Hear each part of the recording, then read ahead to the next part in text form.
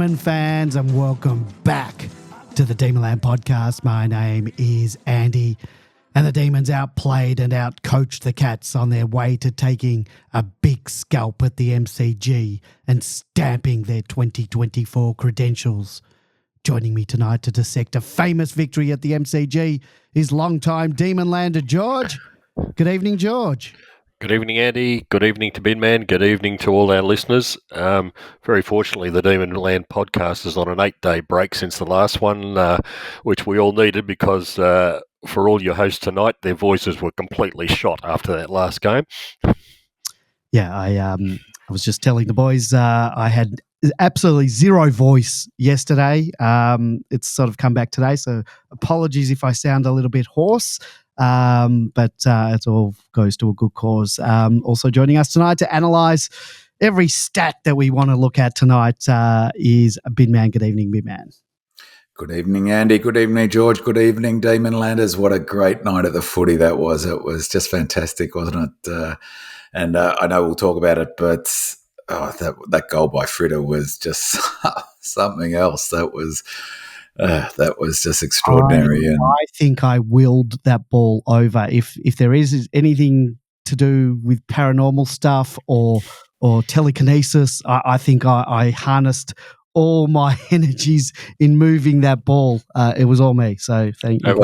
Well done. I think you can add that to your pat yourself on the back on that one. And well, you did well, because one of the beauties of it, I know we're going to get into it, but it was like slow motion, like it sort of, it was rolling all the way. It was just time stood still while it was happening. But I don't think it was just Andy. I mean, the whole cheer squad was the Demon Army was sucking their breath in, so it was pulling it towards the goal. And the MCC was blowing at the other side, trying to push it through as well. So a total team effort. It was awesome, and there were just, I mean, of course we'll dig into it, but there were just so many brilliant bits of play. And in case I forget it, I just want to highlight one bit of play that it was just pure joy to watch. Is 𝗍ici's footy IQ is seriously just nuts. It's so off the charts. I watched that replay of his goal and I'm not sure what the Cats player was who handballed it, but if you look at that goal on all the goal highlights, he is waiting and he is moving before the handball comes, but he waits. 9 out of 10 AFL players in that exact scenario go straight at the player with the ball to lock it up and create another stoppage. We already had a player tackling him, and 𝗍ci's just hung back. He knew that ball was going to be fed out, and then I reckon he knew it before the Cats player even realised he was going to handball it, because he was literally almost a half a step ahead of him. It was just the most beautiful bit of play. I was in raptures at the ground, banging on to my mate that I was with about his footy IQ. It was just a sublime bit of football, and you just, it's a cliche, but you cannot teach that. You certainly can. I don't think the Geelong player handballed it. I think it got knocked out of his hands. Oh, did you? Well, maybe I'm. Geez, to ruin my story. Well, then that's even more incredible. He was able to predict that a Melbourne player would knock it out of his hand. Oh, it was Jack Viney. That's pretty predictable. I thought it was a handball. Why? In any case, it was a brilliant bit of play, and it was just intuitive, smart. I will look that up while we're. While you're doing your stats file, and I'll confirm. Each week, I put out the call to our loyal listeners to help us out by leaving us a 5-star review and a comment on Apple Podcasts. We do love the feedback. We would like to reward our loyal listeners who take the time to provide us these 5-star reviews by giving them a shout out on the show. So D's on top in 2024 writes, "Only found you this year. Sorry about that. Great show, especially like the new stats that gives so much more meaning to the game results compared to the ones on the AFL.com and the like. Also love the analysis of our new game plans and Goodwin's strengths and the way you give credit to players that undertake unheralded and often overlooked contributions. I've been to 4 games live so far this year and will make it to 2 of our next 3. Not bad for a Sydney's D supporter. Missed the Port game only because I can get a bit more than a bit worked up at games and couldn't trust myself to tolerate even crazier home city supporters who would be in the clear majority without my mates around to protect me. Been a D supporter since 1963 and a member since the 70s. Will never miss your pod and will listen to most episodes twice. That's from Eric, D supporter from Sydney. Thank you for listening, Eric, and thanks for that review. That's a great one. Thanks, just Andy. Thanks to all we were at a sponsors meeting the other night, all three of us, and thanks to all those people who came up to us and congratulated us on the podcast, and want to see it go even longer. So you're just as mad as we are. So we'll see what we can do about that. Yeah, and shout out to Kate, who was terrific, and Kate solved a mystery for me. I've always joked that there's just no way. You have to be a mad Melbourne fan to listen to 2 and a bit hours of a D's podcast, but you wouldn't get anyone else from another footy club, a fan from another footy club watching us. And Kate said her husband, a Hawks fan, sometimes listens. So shout out to the D's and the Hawks in that household.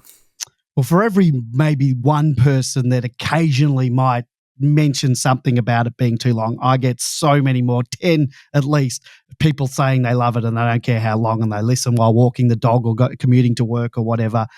Look, we love talking about the D's. We've tried to cut it down. I'm not going to do any post-production to edit us. I don't have the time to do that. So look, as I've said before, you can listen on 1.5 speed. It speeds it up. Go for it. You're also doing anyone I know a huge favour, because otherwise it's 2 and a bit hours that I'd be talking to them about footy and their eyes are glazing over. So we love talking about the D's. People love listening to the D's. We get a lot of great feedback. We get a lot on social media. I showed a couple to the guys the other day. So, yeah, keep it coming, guys, and we'll read it out on the show. We're also available Facebook, Instagram, Twitter. You would have seen some amusing things. I know you guys aren't on Facebook or Twitter. And I put on Bayley Fritsch's goal in Spanish. So you guys wouldn't have seen that. You might see it in one of the threads on Demonland. So check that out on our social media pages. In addition to being available on Apple, Google, Spotify, or SoundCloud, Demonland podcast is also available on YouTube. So check us out there. Or as always, you want to join us at demonland.com. Head on over. It's free. Sign up. Join in on the conversation. There's so many topics that you can talk about the D's all day long. If you want to join us on the air tonight and talk about any of the topics, we're going to talk about 0390163666. That's 0390163666. I'll answer. I'll put you on mute. I'll bring you on when there's a break in the conversation. Join us in the chat room if you're here listening live, demonland.com/podcast. And we are live every Monday. So if you want to listen to the show live, head on over to demonland.com on Monday nights at 8:30 p.m. Let's get into the match overview. The clash between the Demons and the Cats at the MCG unfolded as a true spectacle of Aussie rules football, with each quarter delivering its own narrative, twists and turns, ultimately culminating in a thrilling victory for the Demons. From the onset, it was evident that both teams were eager to assert their dominance on the field. Melbourne, led by coach Simon Goodwin, seemed determined to make a statement against the previously undefeated Geelong. Despite the Cats' recent strong form, the Demons showcased their defensive prowess, effectively neutralising Geelong's attacking threats. The first half was a gritty affair characterised by a defensive battle that saw both teams struggle to convert opportunities into goals. Melbourne's patient approach contrasted with Geelong's more direct style of play, resulting in a tense arm wrestle that had fans on the edge of their seat. However, the defensive trio of Jake Lever, Stephen May and Tom McDonald held firm for the Demons, keeping Geelong's two main key forwards goalless and frustrating their opponent's scoring attempts. As the game progressed into the second half, the intensity only heightened, with both teams refusing to relent. The Cats managed to claw their way back into contention during the premiership quarter and then maintained a narrow lead heading into the final term.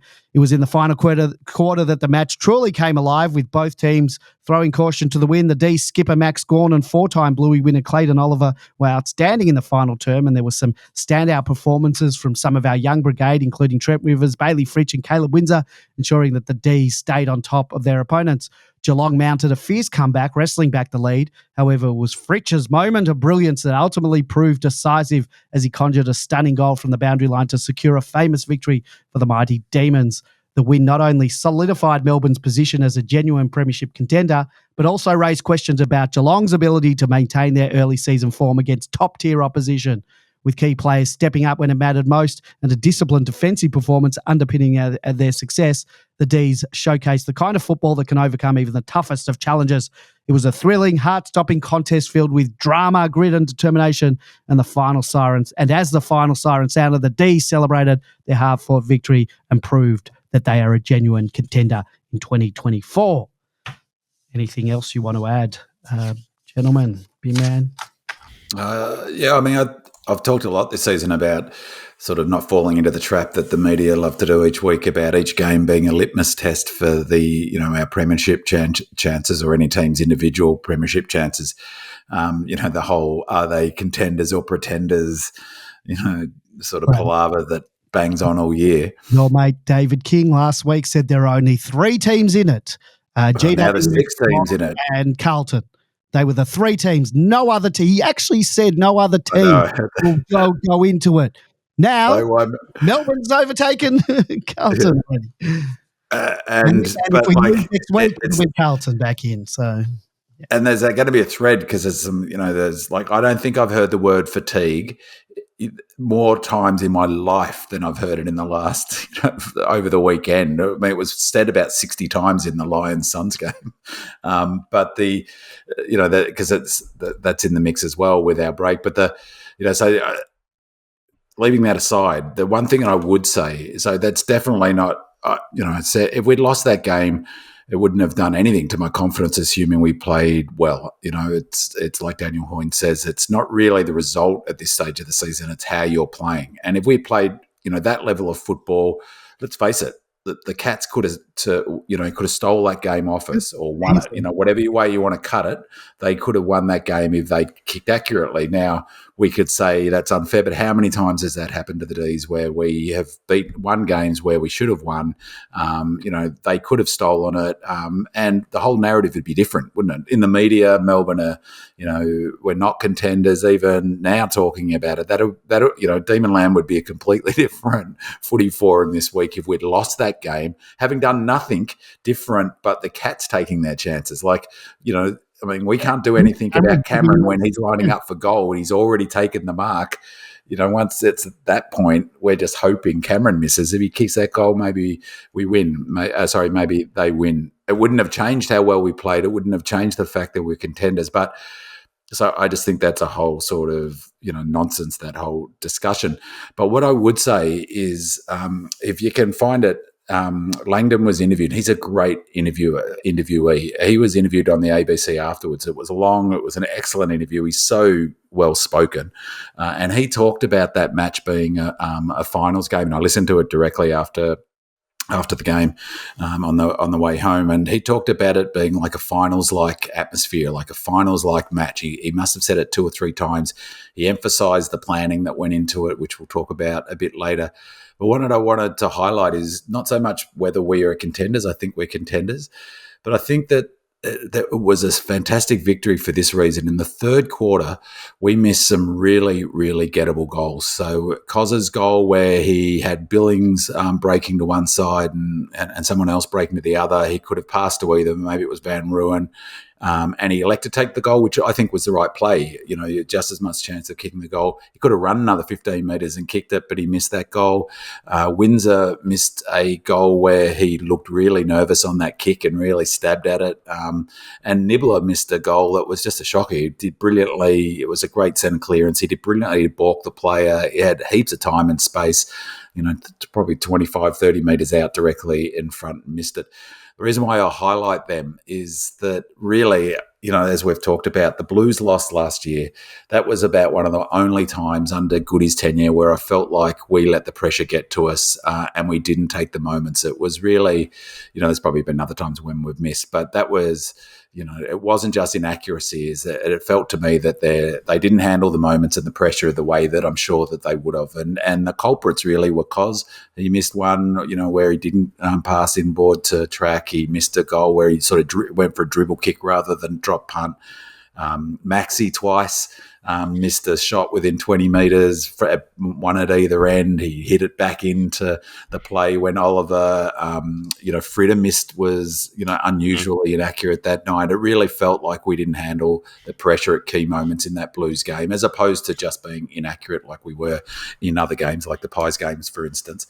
So that third quarter, the Demons would have been really in the players' minds, I reckon. We really missed a big chance to put that game to bed, which is, the whole narrative about the Cats being unlucky is ridiculous, because we win that game by 22 points unexpected score, which is about the right feel for, it was a 4-goal victory sort of on, we were a 4-goal better team. But what was, I think, super important for this season is that what we did in the last quarter, we kicked 5 straight goals. And who were they? 𝗟𝗟𝗀𝗀. He kicks a goal from 65 metres, one of the most beautiful long kicks I've seen full stop live at the footy. Frida, of course, he's wonder goal, so we'll give him the credit for that. But as important was his set shot goal that he kicked in the last. Cos kicked a goal, and the one I wanted to highlight, I know we'll talk about it a bit later, but Windsor's goal. I heard Steve May interview saying that his message to the younger players, he was asked specifically about how do the younger players go with 50,000 people in that sort of pressure. He said, look, he was in their ears saying, look, focus, be present. There's obviously a theme about playing for the moment. Take your chances. If you've made a mistake previously, don't fret on it. Focus on your next opportunity. And that's exactly what Windsor did in the last quarter. He came out and I was sitting right behind that. And he not only did he look steeled when he went into kick it, he really drove at that ball. I don't know if you noticed, he really kicked through it and it went dead straight. I thought, well, one, there's a kid who's just a gun. He's turned it around. 2, he's picked up on Maisie's advice.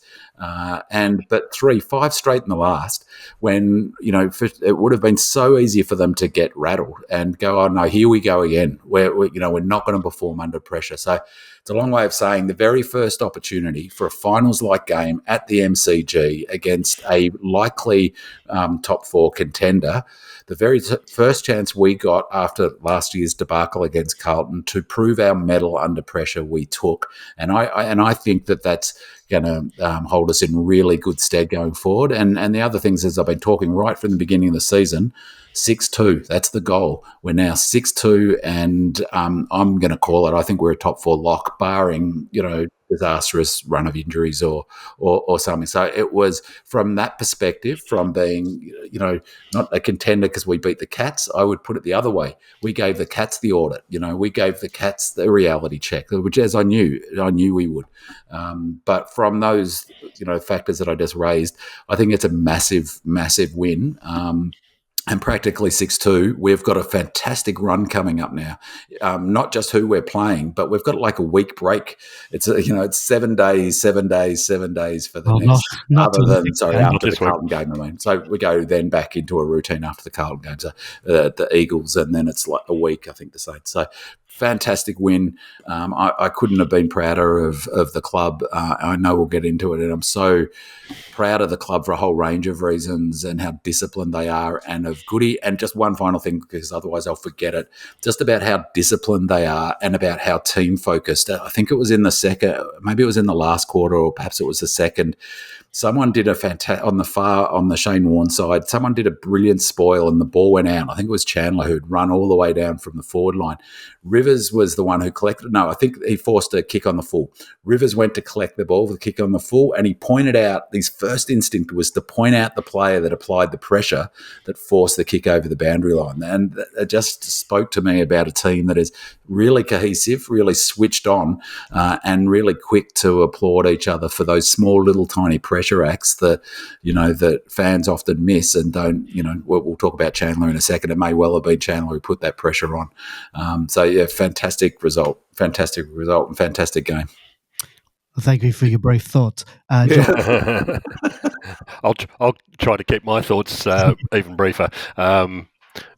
What really impressed me about this game, and Bin Man touched on it slightly, was we had 5 players under 10 games in this side, and we've beaten one of the top 4 teams in the competition with that sort of lack of experience. But all of those players look like they've played 100 games. It's just amazing that we've got that not depth of talent, but we've got that talent already playing in, and they just do their job, do their role every week. And Caleb Windsor, thank you very much, Fremantle, for that pick from last year.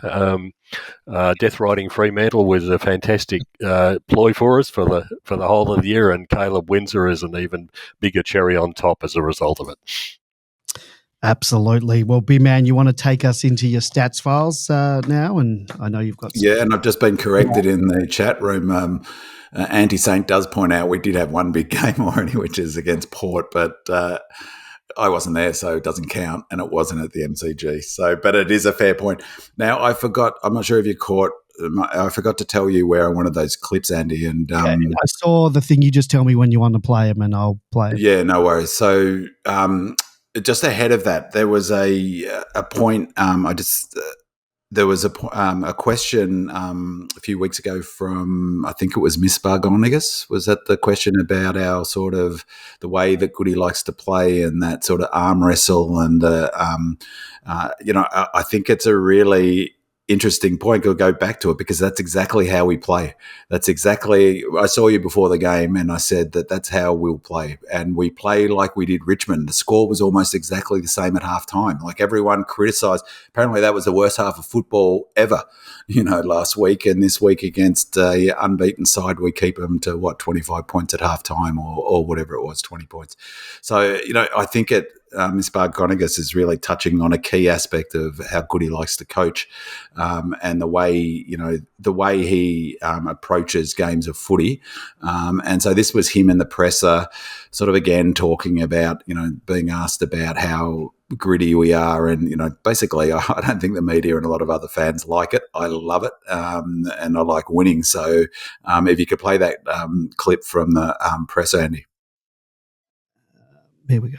Are you happy to get an arm wrestle with Geelong and play the game that way? Oh, it's the way we play. There's not too many games that Melbourne play in that aren't an arm wrestle. We certainly value defence and contest to a high level, and we're chipping away at the way we work the ball on our offence, and it seems to be getting better. But when you play in Melbourne, that's generally what you get. We like to be involved in arm wrestles and make it really hard for the opposition. So we knew that was going to be important coming in against Geelong. They test you in all three phases, but that phase especially. Speaking of forward line. And I think that just sort of sums up our approach, because we so often play that way. The game becomes an arm wrestle. We fight our way through to the third quarter, and then we back ourselves in to grind the opposition, and they can't go with us. That's how we won a flag in 21. That's key to the way Goody goes about it.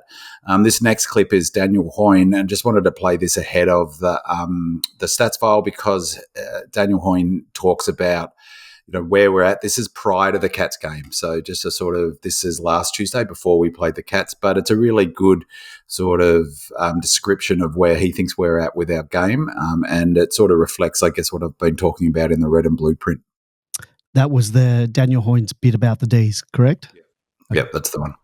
Melbourne, if you like. And if you're a Melbourne supporter, understandably, you would have been a little bit frustrated sort of watching that first half in particular, against Richmond. It was a pretty, sort of lackluster affair, and and clearly they're not firing at the moment. But I think you need to embrace a little bit in terms of what they're actually trying to do. So clearly over the last couple of years, their final series hasn't worked, probably mainly through accuracy, but they haven't had an issue in terms of getting the footy inside 50, winning contest, winning clearance, repeat, ball goes in, ball goes out, and that's all that they're focusing on, is getting the entry side of things. That is not Melbourne this year. They are actually 15th this year in terms of inside 50 differential. They have been top 1, top 2, top 3 for the last 4 or 5 years. They're a different, they are sort of a completely different team, if you like. They're trying to be a little bit more expansive with ball in hand, so they're going a little bit less long down the line and a little bit, less with, with straight line footy, which is impacting their contest numbers, I think, a little bit. But their ball movement game has improved a little bit. They were 14th last year. They're 8th this year. I think when you're trying to make a change like this, it's not just going to happen, like that. So I think you just need to embrace it a little bit, understand that they are trying to do something a little bit different. They've pulled it back a little bit. They're not as, sort of as aggressive, in terms of actually wanting to actually keep that ball inside their forward 50. So just be prepared to brace, for a little bit of imperfection at the moment while they actually try and adapt to this new method.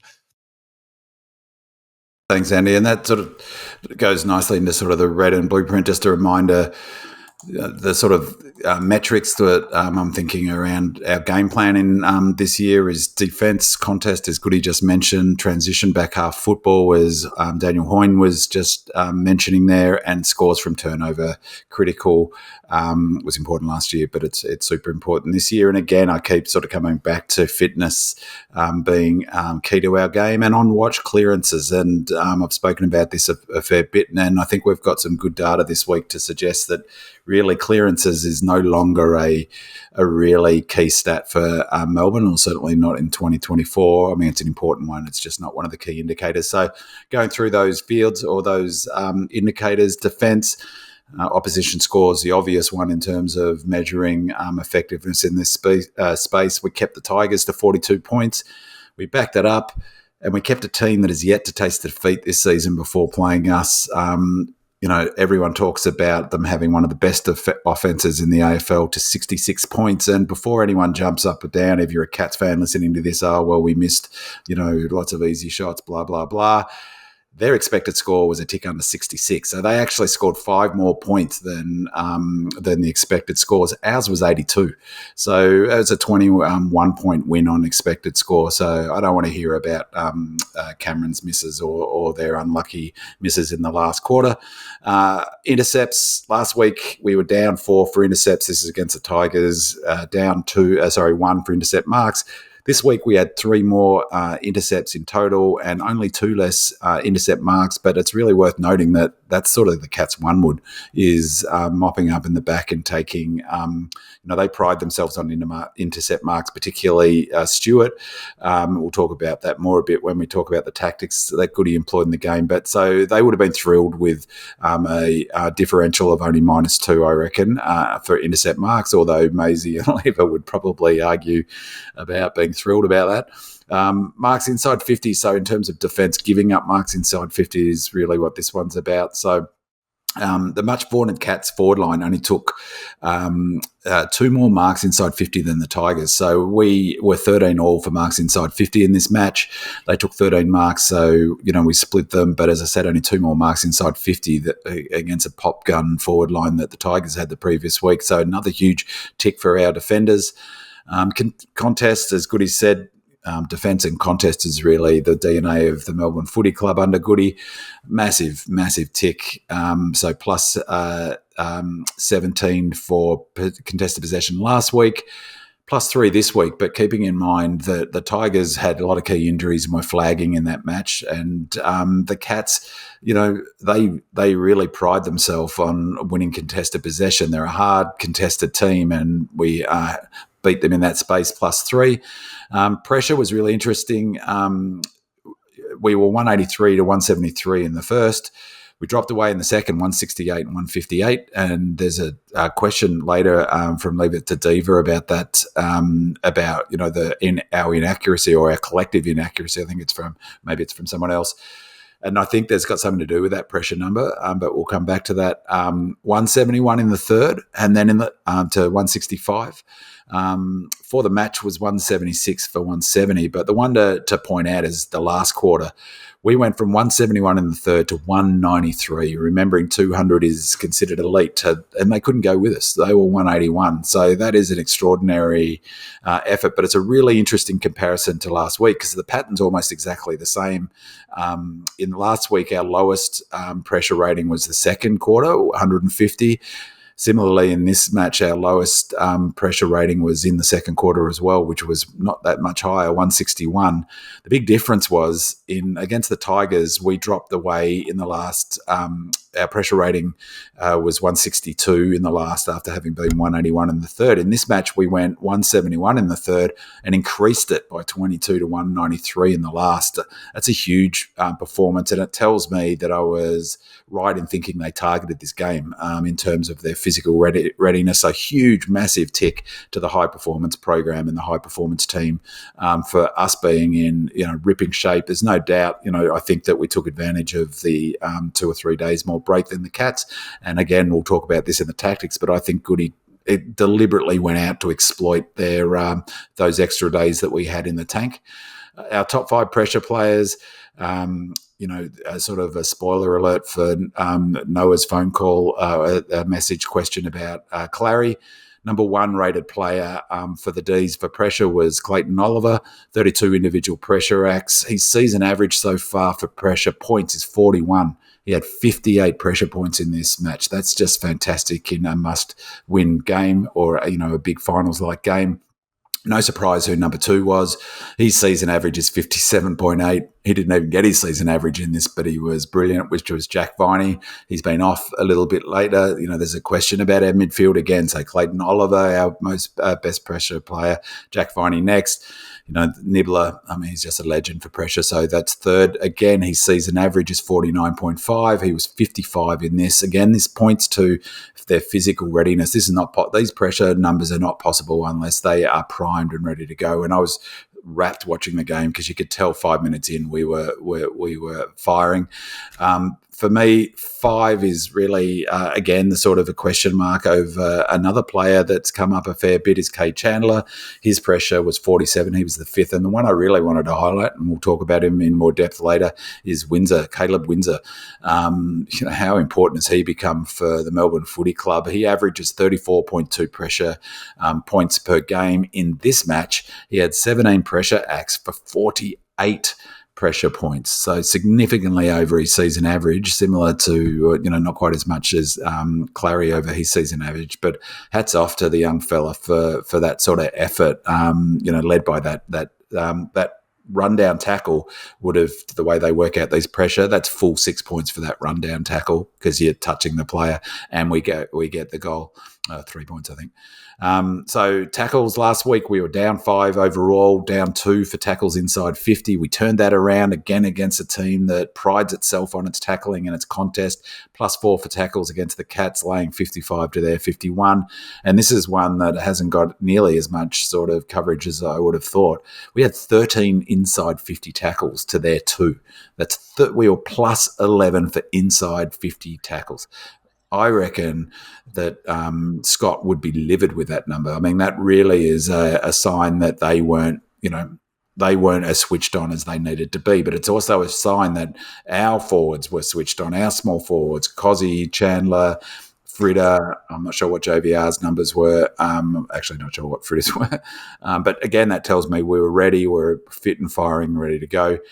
This one is, I've got no idea how I haven't sort of worked out how this number could be, but last week we were +8 for ground ball gets. This week we were -12 for ground ball gets. So that's a really anomalous number. I don't know why. I'm not sure, where that comes from. But that's a pretty big sort of deficit for ground ball gets, and I can't imagine Goody be thrilled, but maybe there's a reason for it, and I just haven't been able to think about it. This is where I've been talking about the clearances, and I think that for me, this set of numbers here really sort of confirms to me that it's no longer a critical stat for us in clearances. Centre clearances, this is just total numbers, so not scores from clearances, just the total raw number of clearances. We had 4 more centre clearances than them, and they had 3 more stoppage clearances, which are the around the ground non-centre bounce clearances than us. But this is an interesting number. So again, we were down on stoppage clearances. The Tigers beat us for stoppage clearances. So we were down 9 in stoppage clearances against the Tigers, 3 this week. It's really important to note with the Cats, they win the fewest stoppages of any team in the AFL, but they're the second best behind us at preventing opponents scoring from those stoppages. But they're not really a clearance-based team at all, and they beat us. And we scored 8 more points than them from centre bounce clearances, but only scored 9, so it was 9-1. That's increasingly becoming a pretty irrelevant stat because fewer and fewer goals are getting scored out the back. But the big one is they scored 14 more points on stoppages than us. And it just tells me that it's no longer a critical stat for us. It's not the number, the turnover's the number. But that's a lot, 14 for around the ground stoppages, more points than us. Contested marks, I think this is massive, absolutely massive, and I'll unpack it a bit more later when we talk about Goody's tactics in this game. But last week we were +3 for contested marks against one of the best contested marking teams in the AFL that bases its whole game around long kicking and contested marking. We were +8 for contested marks in this match, 16-8. Brilliant. So transition from back half is really where it's at in terms, and specifically points from defensive half in terms of this new red and blueprint, in terms of the way we want to play. We scored 45 points last week. This week, 36. So 36, a touch above our season average. What was fascinating is the Cats, who are arguably the best transition team at the moment. 44 of their 66 points they scored were from their defensive half, almost double the season average that we concede. We only concede 24 normally. They scored 44. I think that points to how good they are on transition, but it also, if you wanted to take a less positive view, perhaps also points to how much they rely on that aspect of their game. And but still, that's an amazing number. 44 of their 64 points came from their defensive half, and I can't imagine Goody would have been thrilled with that number, to be honest, and would have highlighted it as an area for improvement, I'm sure. So in turnover is, score sources from turnover being the most important one. Then, as I mentioned, sort of stoppage, centre bounces, kick-in we won't need to worry about anymore because basically no scores get scored from a kick-in. So this week, 9 points from centre bounces, as I said, 14 from stoppages and 49 from turnover. 49 from turnovers above our season average, really impressive. And one of so we were +12 from turnover, big tick. The Tigers scored more from turnover last week than the Cats did. So I thought that was really interesting. This was fascinating, and I think this goes to our game plan. Not so much our game plan, the tactics that Goody used in this match. So the regions where our scoring started from is a really interesting stat generally, but these were crazy numbers, I thought. So in this game, from our defensive 50, we averaged 14.2 points of points per match. In this game, we scored 29 points from our D50, which is twice our season average, which is nuts. And interestingly, we're only giving up 11.6 from D50. We gave up 30 in this match from D50, but it goes to probably the strength of both defences, but also how Goody set the ground up. The other one that was curious was 27 points from the centre to 19 season average, but they could only get 7 points from the centre, the Cats. They couldn't get anything from the centre of the ground. The wing was where we're generally our highest scoring region where the scores start from is the wing. We're averaging 32.5 points from the wing per game. That's where the scores start. And in this match, only 10. So really fascinating. And in forward 50, so points where it starts from inside your forward 50, so you win it back, like 𝗍ici's goal, where he missed a pass and then cleaned up his own mess and ran through and scored that goal in the last. That's an example of this type of goal. But we only scored 8 points in this match from forward half. From forward 50 scoring chains, our average is 15.9. So I thought those numbers were really interesting, and I think reflect some of the tactics. Just finally, as I said a lot, fitness, fatigue, the high performance program is critical to all of this. You cannot employ the sort of game plan that we employ without being incredibly fit. And we were ready to roll in this game. We were we were fit and ready to go. And I think the numbers tell us that, but also the eye tells us that. And one example of it, and also an example of our brilliant, absolutely phenomenal defensive system is May, after he just butchered that ball in the centre.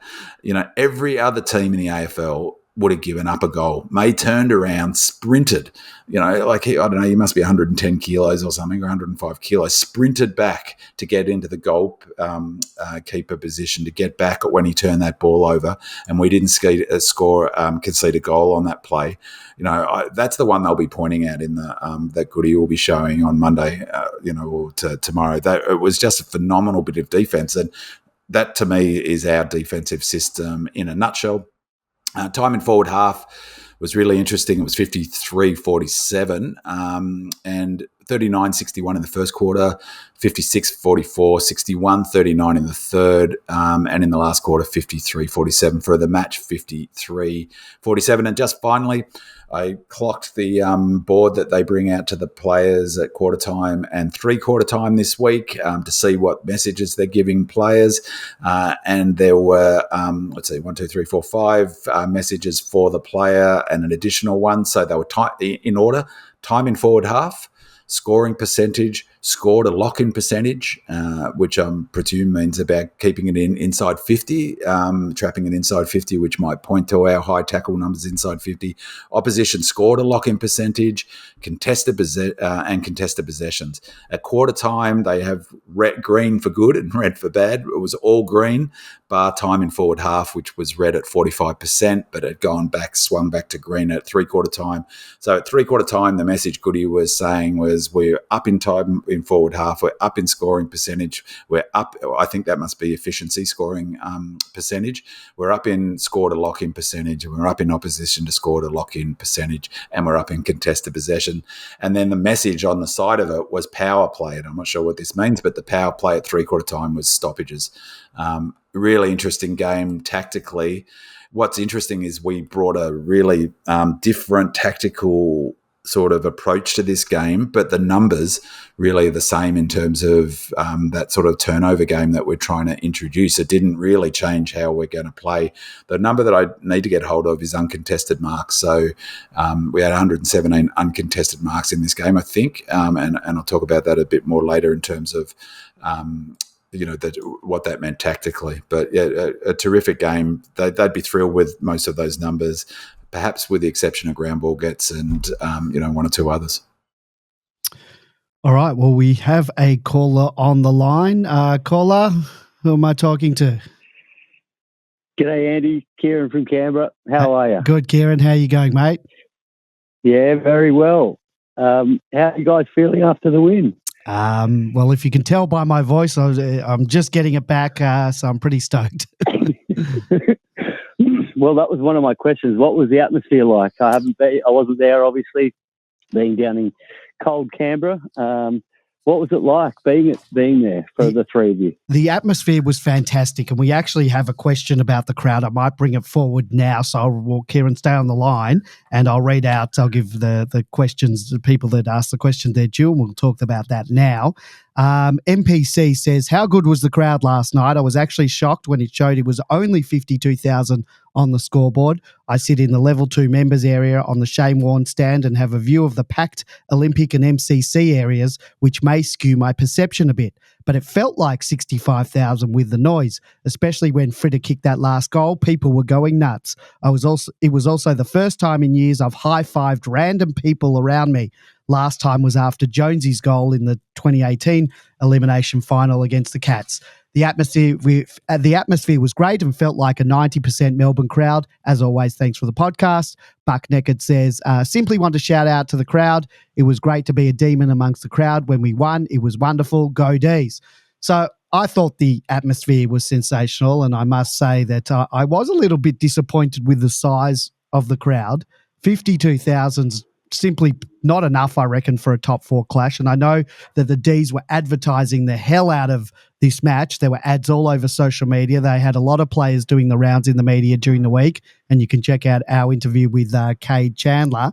And I guess it's difficult for Geelong fans to get to the game on a Saturday night, as they don't get back till after midnight. Boo-hoo, Cats fans. That's on them. They don't all live in Geelong, I've got a couple of Cats fans that live in Melbourne. The Geelong fans that live in Geelong, and perhaps the game would have been better suited to get those people if it was a day game or a twilight game like the Cats had the week before against the Blues, where they got over 80,000.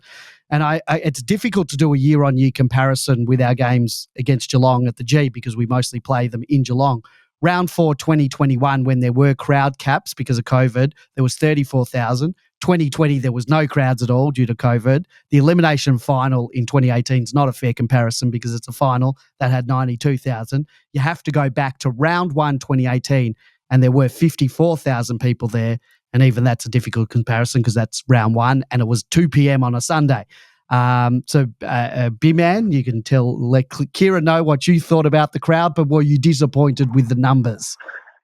I was not disappointed with the numbers. It pisses me off, to be perfectly frank. It was, where were the Cats fans? That's what I'm saying. Come on. I was disappointed with the Cats fans. It was awesome from a Melbourne perspective. It was brilliant from a Melbourne in terms of how many fans, and it felt like that. Like the noise of affirmation, if you like, was just fantastic.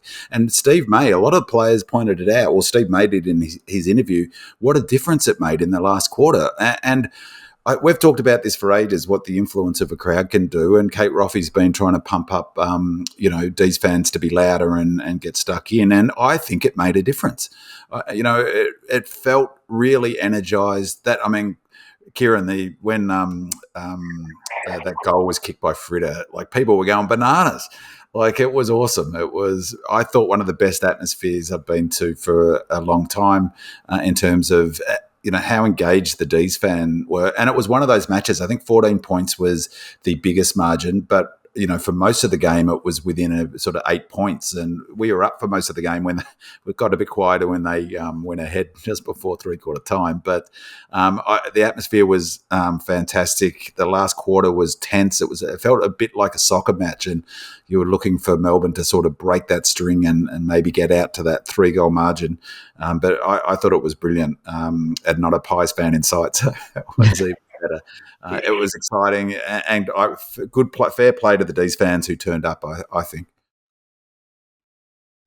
Binman, just on that, I have a thread, I'm sure lots of D's fans do, just a little Facebook, and a lot of it's family, but a lot of them are Melbourne Demon fans from around the place. And one of the debates is, and it was my cousin who raised it, shout out to Tim, he's probably listening down in Melbourne. He says that per ratio, we actually do quite well crowd-wise with the numbers who do turn up. When you think about it, we've got 60,000 members. It's a pretty decent turnout when we get 40,000. That's a good percentage. So, yeah, just food for thought. Just while you were discussing that. And secondly, Ben, man, you did it, mate. You picked it. Like you always do, and you got it right. So well done. Kudos to you. Don't give him a big head. Like I always do when I don't. But that's spot on about the numbers. Someone else said that, the Pies always get the crowd. 60,000, there probably 10,000 of them are pets.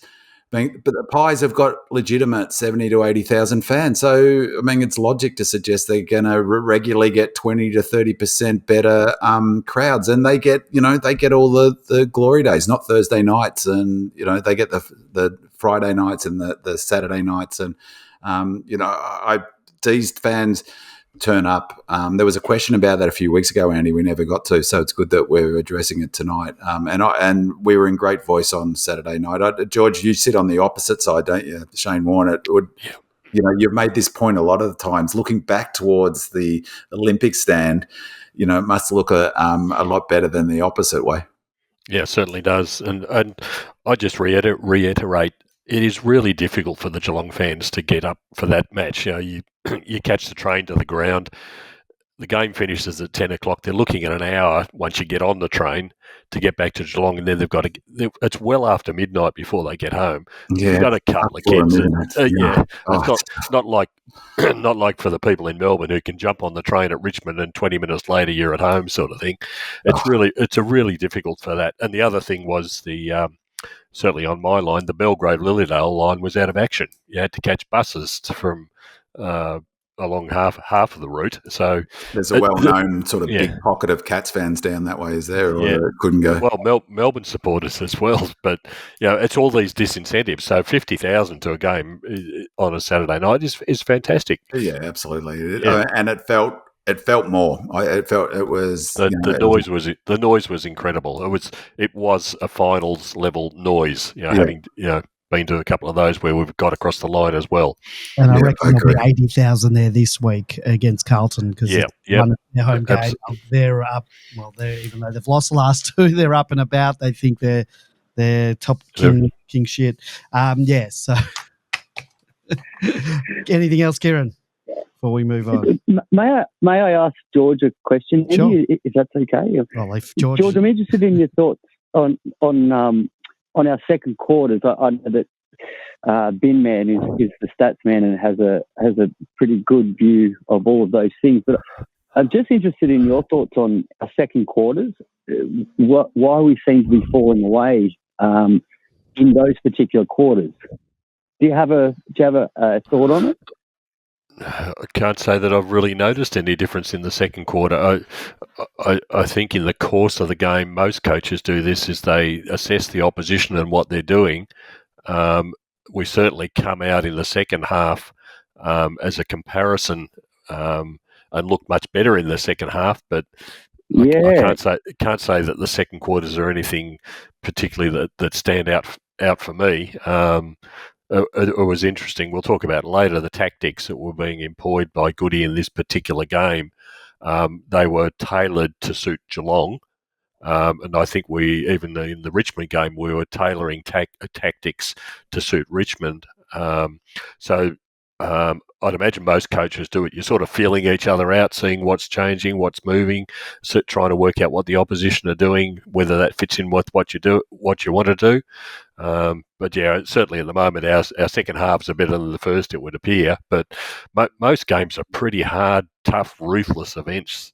In any case, it takes a while to get on top of another side. In any case, so yeah, I can't say that the second quarters are particularly bad or good or anything from my perspective. I think that's part of the arm wrestle that Goody was talking about. Yeah, I reckon you're onto something there, George. I think it's the feeling out quarter where both coaches are probably going, right, show us your hand, or what are you going to do? Well, that's what Miss 𝗟𝗶𝘀𝘁𝗁 Bin Man was talking about, is that she thought that Goody likes to react, see what the other coach is going to throw at us, and then react. That was her contention, which you will. Yeah, which is the analogy. It's like the boxers who don't go for the knockout in the first two rounds. They, like to use their fitness, their comparative fitness advantage, and go 6 or 7 rounds, and then, hit the knockout blow. That's the way Goody likes to coach. It's, he said it in the press conference. Melbourne games are arm wrestles, and I think it goes to one of the reasons why we don't get the credit we deserve in the media, because, the media is Channel 7, Fox 1, high scoring, lots of ads. That's how the sort of footy world has been sort of taught to think good footy is high scoring. And it's a nonsense. Well, from my perspective, good footy is winning. And I hate the idea that Melbourne aren't an attractive, team to watch. I don't care about neutrals. That game was awesome, and Goody's in the trenches coach. So, I think that's part of it. And we've twice taken down 2 teams that hadn't lost before, Bin Man, Port and Geelong now. So, stick that up. That's it. We don't get another chance to do that. Oh, that's it. That could be it.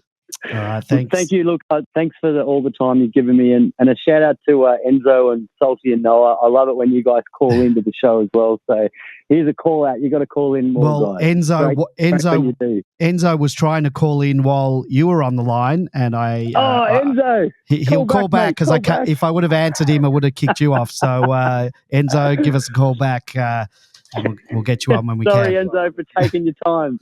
No. All right, guys, thank you very much. We love you down here in Canberra. Keep doing what you're doing. Thank you so much. Thanks, Kieran. Cheers. It's Kieran from Canberra. Well, let's get on to our first, it's now the second question. We won't bury the lead here. Our very own Bin Man says, where does Fritter's goal rank in the great Demons goals? Engorged Onion answers, the one he kicked, meaning Fritter, after Harms hit him lace out in the grand final. Second to Alan Jakovic's over the head one for me. 𝗟𝗏𝗀𝘀𝘁𝗏 says, what about Jakovic's scissor kick? Go Lordy replies, and there was T-Max over the head snap over in the West, round 14, 2017, to win the game in the last minute. Max's after the siren sealer down at Taxpayer Park last round 2021. And Neil Crompton's goal in the 1964 granny. And finally, Wells 11 weighs in. I reckon you also have to take into account the stage of the game and the importance of the game. Super late in the fourth, less than a goal of difference, 4 versus 1 with 1 unbeaten, is a big time in a big game. Jacko kicked that scissor goal as part of a big win against the Roos just before three-quarter time. I vote for Fritters. So I reckon Wells 11 is right on the money in terms of context of the game. Fritsch's goal is up there with T-Max in Perth all those years ago. We had the mention of Max's goal after the siren to win us the final match of 2021, which clinched the minor premiership. And no, I'm surprised no one mentioned last year's match against the Lions when Melksham kicked that clutch goal to put us in front with less than a minute to play. And sure, they're those couple of set shots, but in the context, they are huge. But Fritsch's goal was pretty special. One, given the context, and two, the degree of difficulty. It's definitely up there. George, what's your favourite Demons goal? I'm sort of with Wells 11. There's lots and lots of magnificent goals and superb skills being exhibited in all those circumstances. I still maintain Alan Jakovic was the best individual player that I have ever seen pull on the Melbourne football jumper. Such the skills and the ability for him to execute shots and is hard to explain unless you actually saw him. But I think the Fritter one was right up there, and the other one that was right up there for me in terms of the Melbourne fans being able to enjoy it because ones like T-Mac's goal, it's basically in an empty stadium. But the other one was Mitch Hannon's goal in the elimination final. When 90,000 people went absolutely through the roof. Jones's goal on that night too was pretty special. Yeah. And what's his goal in the Queen's birthday game? Was that the Queen's birthday? That was a good one. Yeah. But it was the numbers that were there that people could really enjoy. The Melbourne fans could really enjoy Fritter's goal, and that's as much noise as I've heard the 90,000 people in the Hannon goal or the Jonesy's goal situation. The noise was just incredible from 50,000 people and probably 40,000 of them being Melbourne supporters. So it was fantastic to hear, and so I'm going for Fritters in any case. Yeah. Well, the Wiz is one of my all-time favourite D's player, and he kicks some wonder goals, but just for sheer difficulty. I mean, I heard someone's on the radio say it was luck. It's like, that was luck. It was 100% deliberate. And even to the break that he did, Maisie said, I think it was, or Langers, said, it's not luck. He does that at training for fun, is what Langers said. But as George said, just, we arguably don't win that game if he doesn't do it. I mean, maybe we do, but it was just an extraordinary bit of play. And also the lead up, the way he used his body to create the space. And it felt to me that was a win for the fitness team as well, because I forget the Cats player that he was on, but he looked a little bit gassed, and Fritter still had the energy to bump him to say, I think the Cats player thought it was going to go out or had given up on the ball. Fritter hadn't given up on the ball, and his presence of mind to kick it like that, I think the expected score thing just blew up on that one. Just just totally. If it was a clock, the hands on the clock were going around the clock like a cartoon. It was just right up there for me. The only other one, it wasn't quite as impactful in terms of the importance of it, but that goal. Farmer kicked at Waverley Park in the pouring rain. Remember that goal where like a 70-metre... One end of the ground to the other. Yeah, and then kicked a bomb, a torp, and it sort of hit the grass about 20 metres out of goal and skidded through. That's one of my all-time favourites, but it's going to be hard to top that Fritters goal. The other thing about the Fritters goal was I have never seen a goal like that before. This wasn't a bounce through the goal that the day costs. No. It's like this training where they put up a clip of them mucking around. Yeah, this was skidding along the ground. Yeah. It wasn't, and Petrarca's goal in the final was a bounced one. Yeah. This one skidded, and they were skidding the whole time. It was just until the very end when it grabbed and kicked in. A real Shane Warne turn on that one, but we'll take it. With a googly. Before we go to our caller, that Fritter goal, that doesn't happen. That effort from Petty to spoil was just brilliant. So. And it doesn't happen if track was a better kick. If he did, he might have. I was at the time, I couldn't believe it. Might have got spoiled taking the mark, and then the ball goes out. Well, we missed Fritsch by 15 metres over the top. Okay, let's move on. But we were talking about the subject of Fritsch, and while we're on that subject, Leave It to Divas says, is Fritter one of the AFL's premier forwards? Both Cameron and Hawkins kept scoreless. Fritter's not far from Coleman, leader in Curnow. I think he's very underrated. Is he? So, I mean, I reckon Fritter's extremely underrated. Since 2021, he's kicked the 5th highest number of goals in the AFL, but because he's not a key position forward, he just doesn't get the same kudos that the bigger forwards seem to get, nor does he get the adulation that some of those crumbing forwards in the AFL get.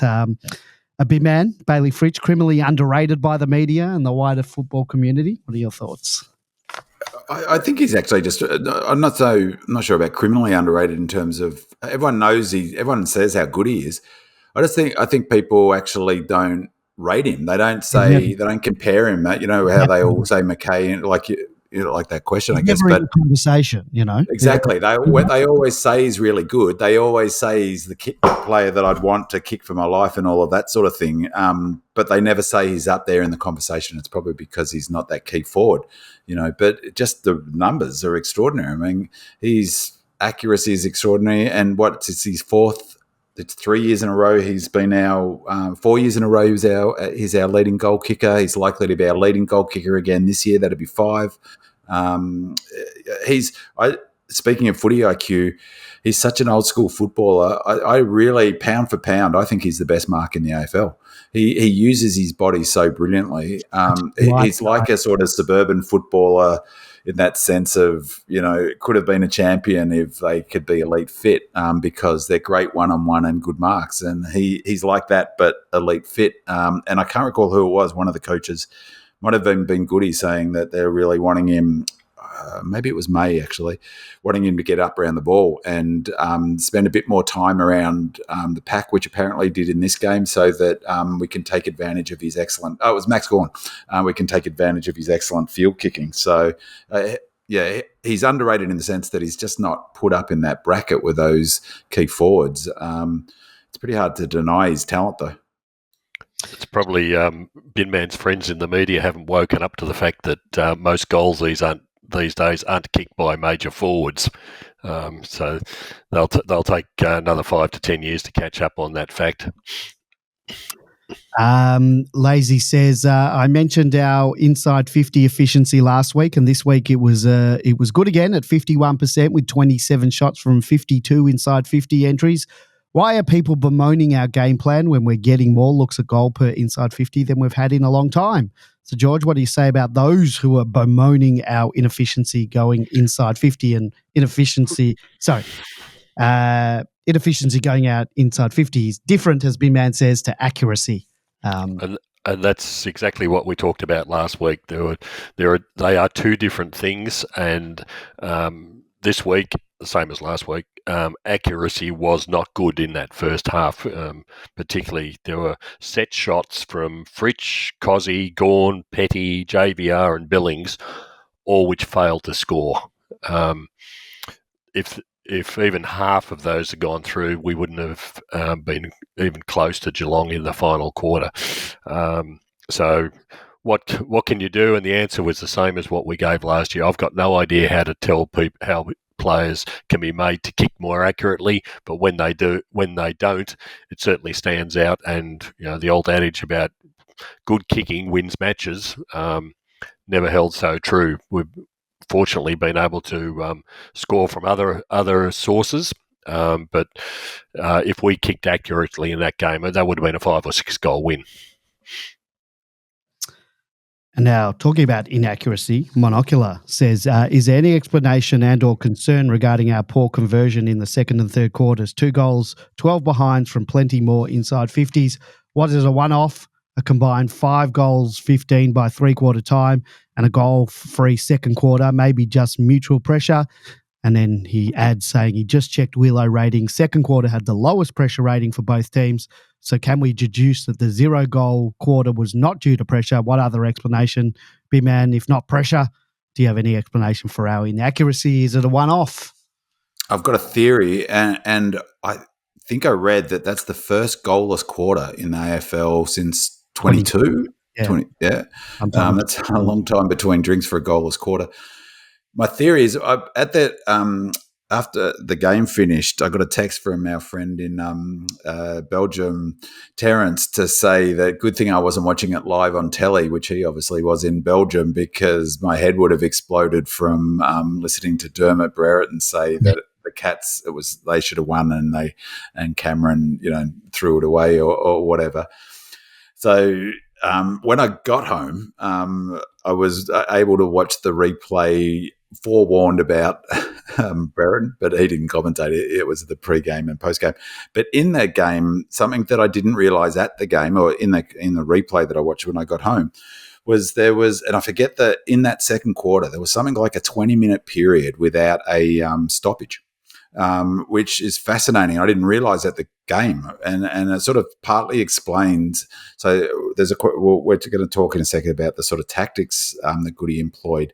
I think he came in to the game with a clear sort of plan to tie them out, run them around, and make them work hard in different ways.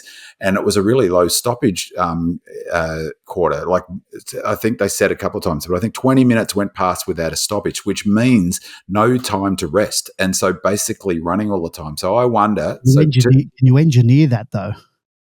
Well, yeah, of course. You can play keepings off with what we did. So we had 117 uncontested marks. The equivalent in the Dogs game was 141. So way over our season average. We definitely looked to keep it in uncontested. We took away their game plan, which I'll talk to a bit later, specifically. And I wonder whether the fitness was, trying to exploit the extra break that we had and being prepared for this game. I'm positive that we targeted this game. So I wonder whether sort of a possible explanation or a possible contributing factor, not an excuse, just a potential factor, is players shooting for goal were much more fatigued than they otherwise would have been if there'd been sort of 5, 6, 7, 8, 9 stoppages in that period. Because every time there's a stoppage, everyone stops, obviously, and everyone can catch their breath. When the ball is in motion, particularly the way we play with an all-team defence with, that moving back and forth, just like that defence, it wasn't in the second quarter, but that play by May where he had to sprint back and go, to try and not get exploited on that turnover. If that ball had kept in motion for another 3-4 minutes, he would have been completely gassed. So I wonder if that's a factor, because both sides were missing goals. It wasn't just Melbourne. And so both sides were running around without the chance to get a chop out from a stoppage. And the other thing is, watching on television, you may not have realised, but it was a weird atmosphere. It was quite foggy. And I've got a theory around the MCG is... I've mentioned it before. I reckon it affects the ball flight. Was it dewy as well? Because we were super dewy. Yeah. So on the television, again, you couldn't really tell it. And at 3/4 time, I was watching Goody talk to the players through binoculars. So where I was sitting, they're right below us. And the very last thing he did before they broke out was to do this big exaggerated sort of thump it. Sign, which I took as hit it out. The very next action from Lever in the first contest he came to was to smash it off the ground as far as he could with his fist, fortunately straight to a Cats player. But so I suspect it was slippery, and that's what Ling, I think it was, or on the Channel 7 coverage, they said it's super, whoever was the boundary rider commentator said it was really slippery out there. Not that necessarily would have affected the goal kicking as such, but potentially, a factor. Yeah, the footage there, because I've watched it a number of times, Fritsch's goal, you can see it looks hazy in a way. So I guess that's the fog. Well, let's talk about the game plan. Ross Millen says Stephen May's post-match interview on Fox Footy was quite enlightening. He said when asked about the game plan in the first half that there was a strategy to take some uncontested marks and make them defend for longer to take some energy out of their forwards. It definitely appears that our first halves are geared towards tight contested footy, and then we unleash in the second half. Are we simply grinding teams down? Gawndy the Great asks, was our game plan that we saw on Saturday night adjusted for the Cats, or was it an example of the new direction we are heading? So, Big Man, the game plan that we saw implemented on Saturday night, was that tailored specifically for the Cats? And a lot of D's fans, as you know, are critical of Goody for not modifying our game plan for the oppositions. At least that's their perception. And many people are critical that we don't adjust the game plan, preferring to back out in our own game plan. So, Big Man, you possibly, I'm sure you disagree with that, and that Goody does that. So what are your thoughts about the game plan Saturday night? Was it tailored as a white and blueprint to defeat the Cats? Or is it just part of our red and blueprint? I see what you did there. That was very good, Andy. You like that? So the short answer is a combination. So like I said before in the stats, all the numbers, time forward, half the turnover, all of those numbers look the same pretty much as even the Richmond game.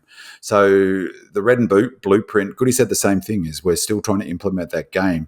But that's different from implementing tactics. So, in terms of a tactical approach. So before I discuss it, so the short answer is a combination of the two. 100% he came in with a very clear plan. If you listen to any of the post-match interviews with players, I've listened to Steve May, Max Gawn and Langers, they all said the same thing.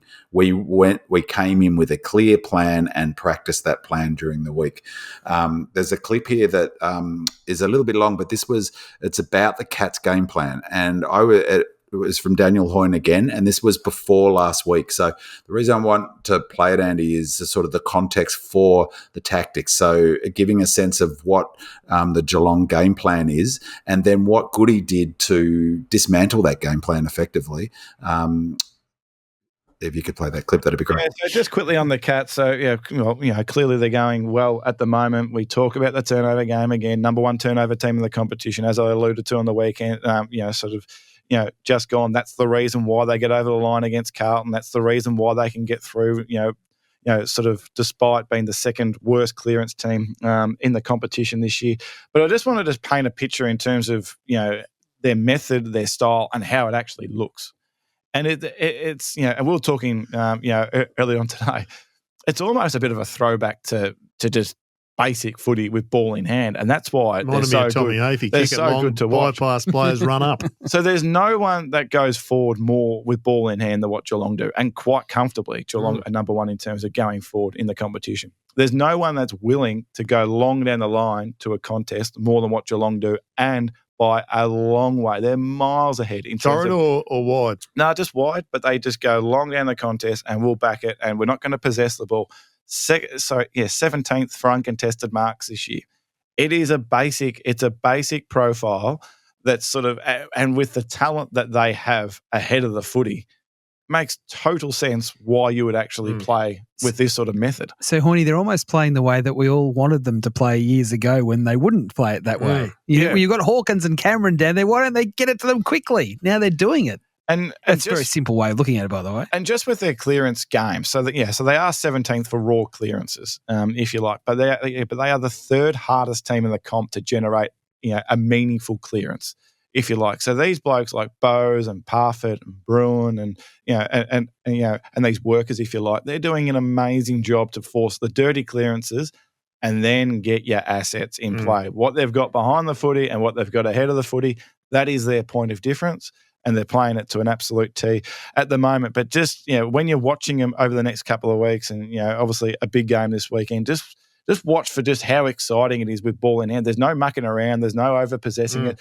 They have not had a player this year who's had 30-plus disposals in a game of footy. That's amazing. It's just so different to what we've seen across the competition and probably what we've seen from Geelong for, probably the last 10 years. So low possession and very direct. Low possession, territory, forward, simple. And very few uncontested marks. 17th in the competition for uncontested marks at the moment. So, so just hats off to how they're playing. Very simple, basic, but effective footy. So Goody knows all of that stuff. And so he's very clear on how they're going to play. I was really surprised with that stat about how direct they are because, of course, the Cats were famously 2 or 3 years ago chipping it around and super high uncontested marking. That was Scott's strategy until he embraced the Melbourne way to win a flag in 22. 100% he copied our method and used they're a better kicking side. They were a better kicking side than us. So Scott knows all of that. And I had three individual media people in the lead up to this game of football call Scott the best tactician in the game. Right, he seems to be universally considered the best tactician in the game, and I wrote on Demonland that many people, including Dee's fan, think Goody would know a tactical innovation if it knocked on the door and introduced himself. And I reckon even to the game the other night won't change those people's minds. But so Goody knows all of that stuff, but he gave Scott a complete and utter tactical bath. He schooled Scott. It was a fascinating game tactically, and it looked really strange at the ground structurally, and even watching live, on the replay. There was so many contest stoppages where there was free players, and it was a very strange looking game. So, as I said, I didn't realise about the Cats until I heard Hoyne talk about it this week, how direct they are. The least number of possessions, most long kicks. They opt to kick to a contest rather than short back, and they back themselves into market or halve the contest and win the ground ball, which is probably partly explains why they were so, plus 12 or whatever it was in the ground balls. But Goody just smashed him tactically on that front. So they used Petty almost as a quasi-mid, almost like how they used Cameron. He followed the ball up and down the ground, frequently getting up to impact aerial contest, and was a critical player. I think, I haven't looked, but I'm pretty sure he took our most contested marks, and he had his best game for the season. He took four. He took four. We'll have to, keep going. Yeah, so really, really important. So that nullified their advantage. Disco was a more traditional forward, but he also got up the ground to quite a few aerial contests. And the Roo spent a lot of time on the ball. He took 22% of ruck contests against his season average of 14%, and did a great job of not marking in those contests, but at least halving them and bringing the ball to ground and taking away one of the Cats' strength. The other thing the Cats often do is they really work hard to take 𝗟𝗟𝗃 away from the ball. And they did that again, both, I think legally and illegally, but they still try to drag him away the ball. But he still had an impact aerially. He would have taken 2 or 3 contested marks, I'm sure. So we knew coming in that they would look to kick long ball contests and dominate aerially. So Goody reduced the amount of aerial contests by implementing an uncontested marking plan, and made sure we had really good representation at any pack marking contest. So 117 uncontested marks. The equivalent game, we played a very similar method in the Dogs game where we had 141 uncontested marks, where we really took away their game plan. One measure of the success of that in terms of the uncontested was a night that was definitely slippery, but as I said, we smashed them, as I said earlier in the stats, 8 more contested marks, 16-8. That's a definite tactical win by Goody. And I suspect in this game a high percentage of our uncontested games, just like it was in the Dogs game, of those uncontested marks were in that first half when we're looking to set the game up and tire them, that arm wrestle. And I think part of that strategy is to just not let teams like the Cats settle into how they want the game to look, to disrupt them and to not let them ever get into a rhythm. And there's a really interesting parallel if you compare the Dogs and the Cats.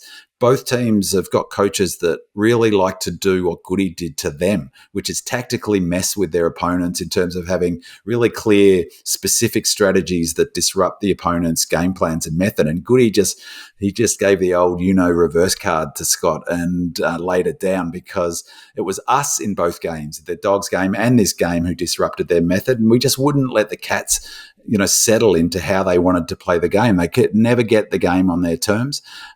Scott reckons his players were off at the start, and that I just thought that was one of the sourest and poor form press conference I've ever heard. Full stop. I know it was disrespectful to Melbourne, and I really did not like it.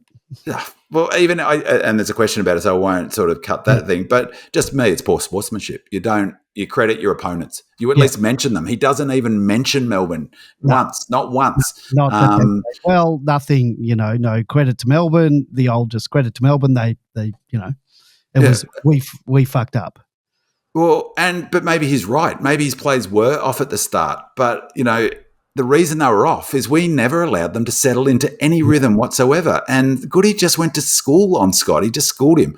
As I said, he's supposedly some sort of Svengali tactical genius, is Scott. Well, what happened to Stewart?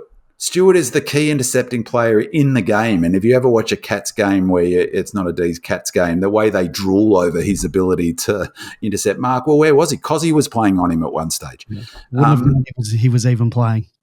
And equally, Scott could not do anything to disrupt the influence of, in particular, Lever.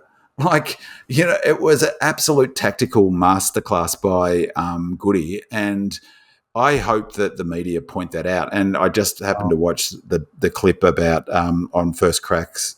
David King, to his credit, pointed out how well Goody did tactically in this game. But I won't hold my breath for more people in the footy community to point it out. But it was a brilliant, brilliant performance. And as I said, I heard 3 players specifically say how much work they did in the lead up to this game. The other key thing, though, is Scott, maybe for whatever reason, I'm not sure, but we don't play the Cats again before finals, do we? Do we have another game against the Cats? No. That's it. So we only play them once, right? So the one opportunity at the MCG, not some sort of stupid taxpayer-funded, postage stamp ground down in some sort of backwater part of Victoria, on a proper football ground, we took them apart. And, they won't get they may not get another chance to beat us this year. There's no guarantee we'll play him in the finals. So I thought all power to Goody. He had a great night in the box and it came through a lot of planning, but all power to the players for implementing it. Goody can come up with all the strategies he wants in the world, but for them to go out and implement it. And just quickly on Cameron, on First Crack, they were talking about T-Mac on him. T-Mac was only on him for, I'd be guessing 20, 30% of the time. The rest of the time I saw he was on Windsor. Then there was another period Howes was on him. Howes, and also the way they played Stengel.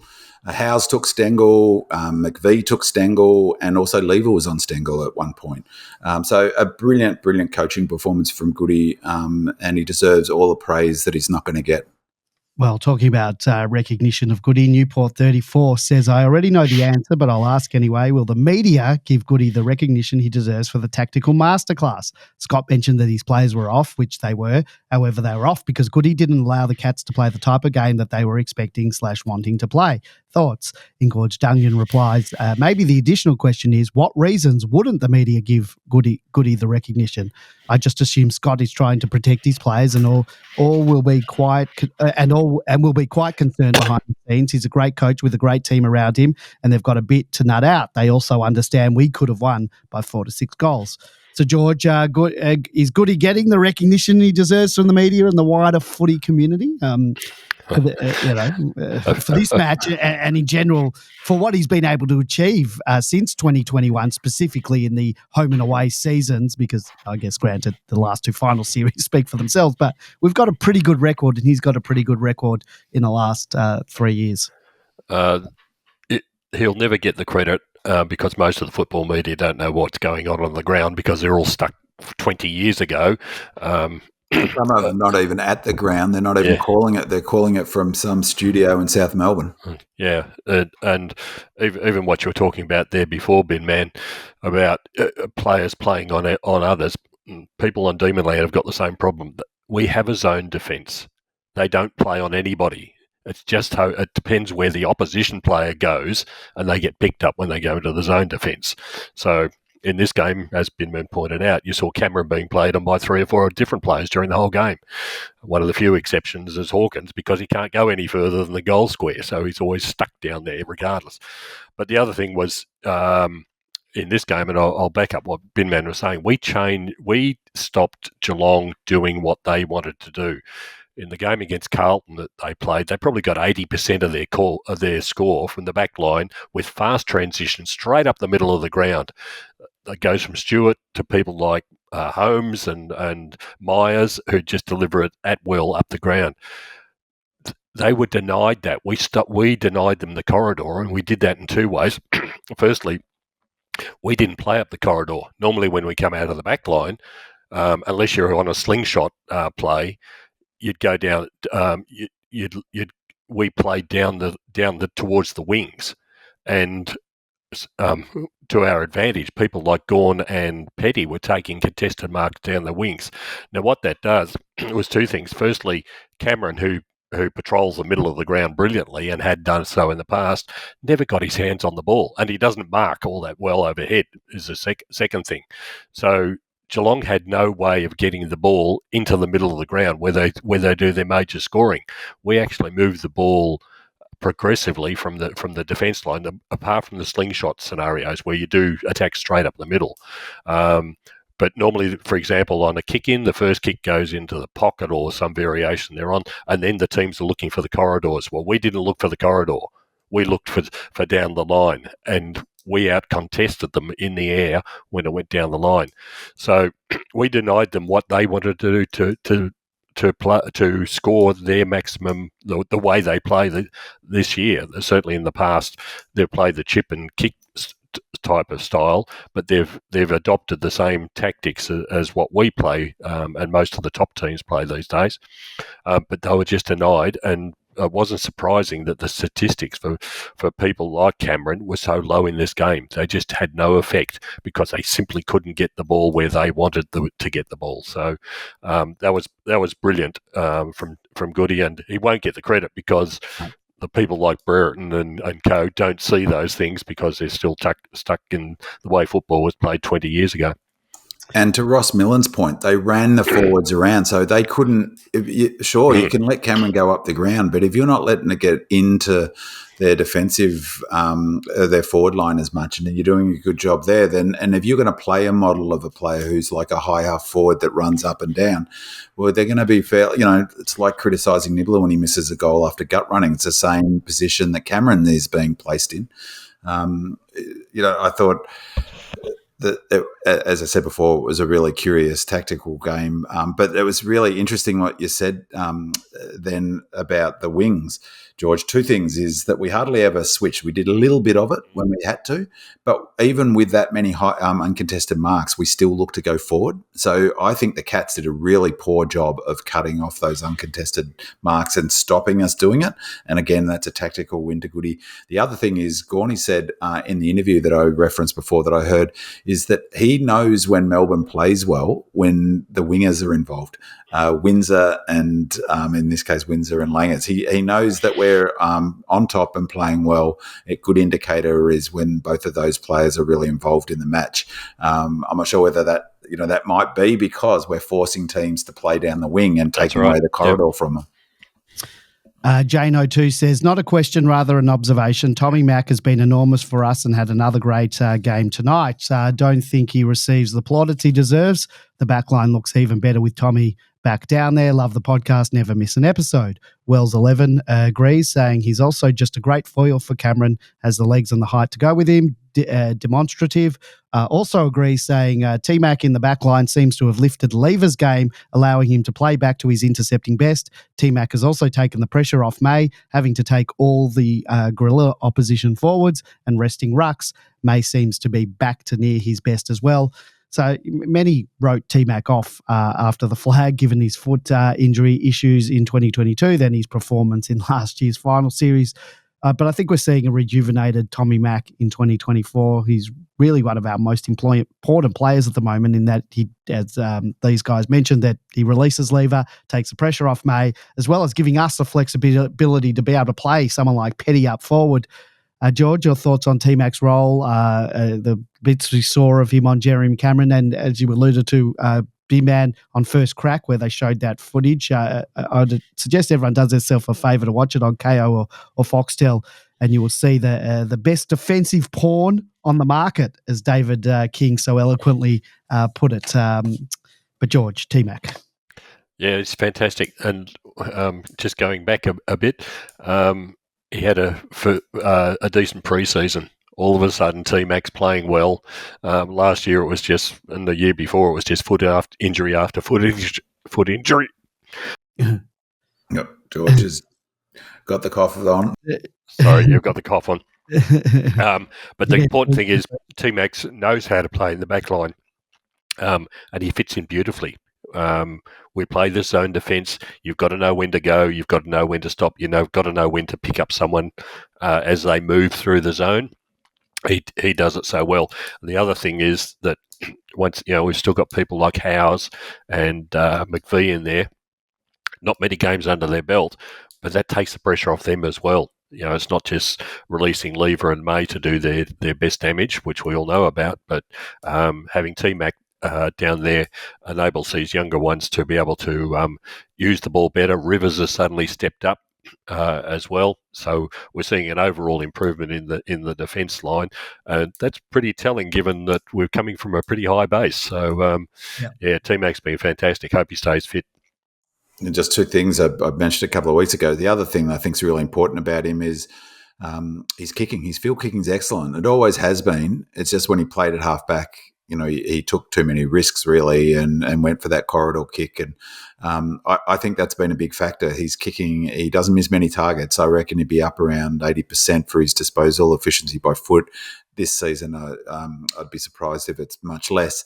The other thing, he's a lot quicker than I thought. There was footage like in the replay. He was chasing down, I don't think it was Cameron, I think it was Stengel or, a player that you wouldn't think that T-Mac would be able to keep up with, and he was doing a good job keeping up with him. So it's been a renaissance, hasn't it, for T-Mac this season after the foot injury for a big fella up around the 100 kilos or not, whatever he is, 95 kilos, to have a foot problem, and two, really, because he had that plate, didn't he? Come back, he came back arguably too early. So it's awesome that he's, he's such a mainstay already in the team again. His disposal efficiency this year, I've lost, there's 2024. He's averaging 82.8%, but quite a few games this year he has got 100% disposal efficiency. But he's up there. He's second highest ever. 2016 was his best in disposal efficiency average. Anyway, let's move on to the May and Lever combo.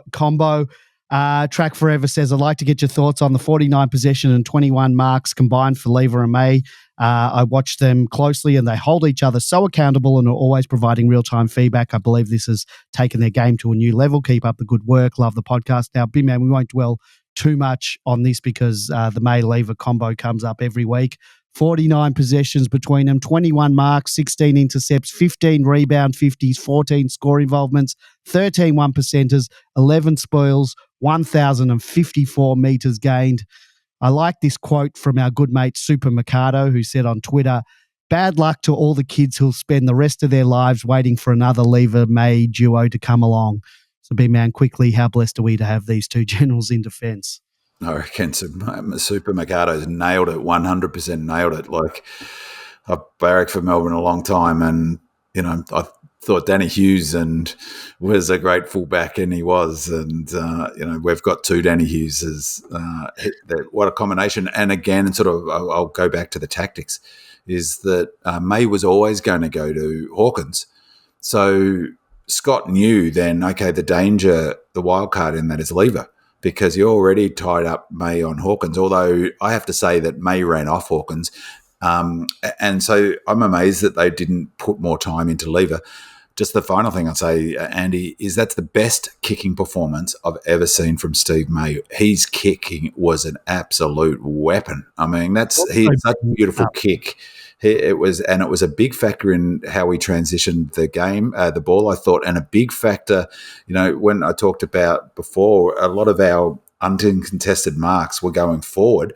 At least 5 or 6 of them were 40 to 50 metre darts from Steve May up the ground, to get territory and hit an uncontested mark. He was phenomenal.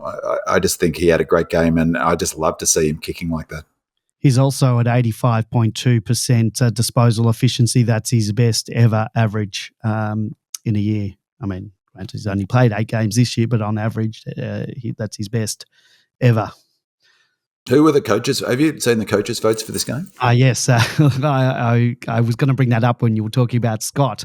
It's quite evident, and we don't know, it's allegedly, it looks like Scott gave 2 of his players 5 and 4. It's not. It's very. Who got what were the votes? I'll give it to you. I'll get it for you now. If you just vamp for a second, I'm bringing it up on thread on Demonland. Just got to go back to the first page. So 8 to Holmes, 6 to Guthrie. All right, they're the top two. 5 to Lever. 8 to Holmes. 8 to Holmes. 8 to Holmes, 6 to Guthrie, 5 to Lever, 4 to Pickett, 3 to Gawn, 3 to May, 1 to Petty. So someone posited that Scott may have given Holmes 5, Guthrie 4, May 3, Gawn 2, and Petty 1, whereas Goody gave Lever 5, 4 to Pickett, 3 to Holmes, 2 to Guthrie, 1 to Gawn. And this was Gaundy the Great who said that. He said there are a few other ways to get the same outcome, which sees Goody give May 1 vote instead of Gawn, and a bit of shuffling from Scott. But the bottom line is Scott didn't find room on his votes for Hawkins, Camerons, Dangerfield and Rowan. Jesus Christ. Well, Dangerfield didn't play, but... well, that was a joke. Oh, okay. So, yeah, of course. It's like well, I've got a feel, I don't know, they've had some really strange tactical battles over the years. And I just have a feeling that there's, I don't reckon they're the best of mates, those two. Just like the comments, but that doesn't surprise me. That was a really poor performance in the press conference from Scott. You've got to be better than that. And Goody was the opposite. He was effusive in his praise of the Cats. They're an excellent team. Did you see the footage they released on social media today in the rooms after the game? A few weeks ago we played something where he was talking to the players in the the post-game meeting that they have. So there was one today on social media. One of the things Goody said was gave credit to Geelong being one of the best teams in the competition. It's just respect. And then it said, I've listened to 3 player interviews, post-match player, every single player also praised the Cats. That's leadership. I quite like Scott and I like his post-match presses, but he lost me. I really was, I'd be really disappointed if I was a Cats fan and the coach of my team, got beaten by another team pretty comprehensively. I think, as I said, expected score was plus 22, and that's what it felt like on the night. And not at least pay some credit to your opponent, or at least acknowledge that, Melbourne are a pretty good team. I was looking at some of the comments on social media because it just popped up sometimes, things in your Twitter will pop up, the Geelong post-game, graphic of, we lost and the final scores.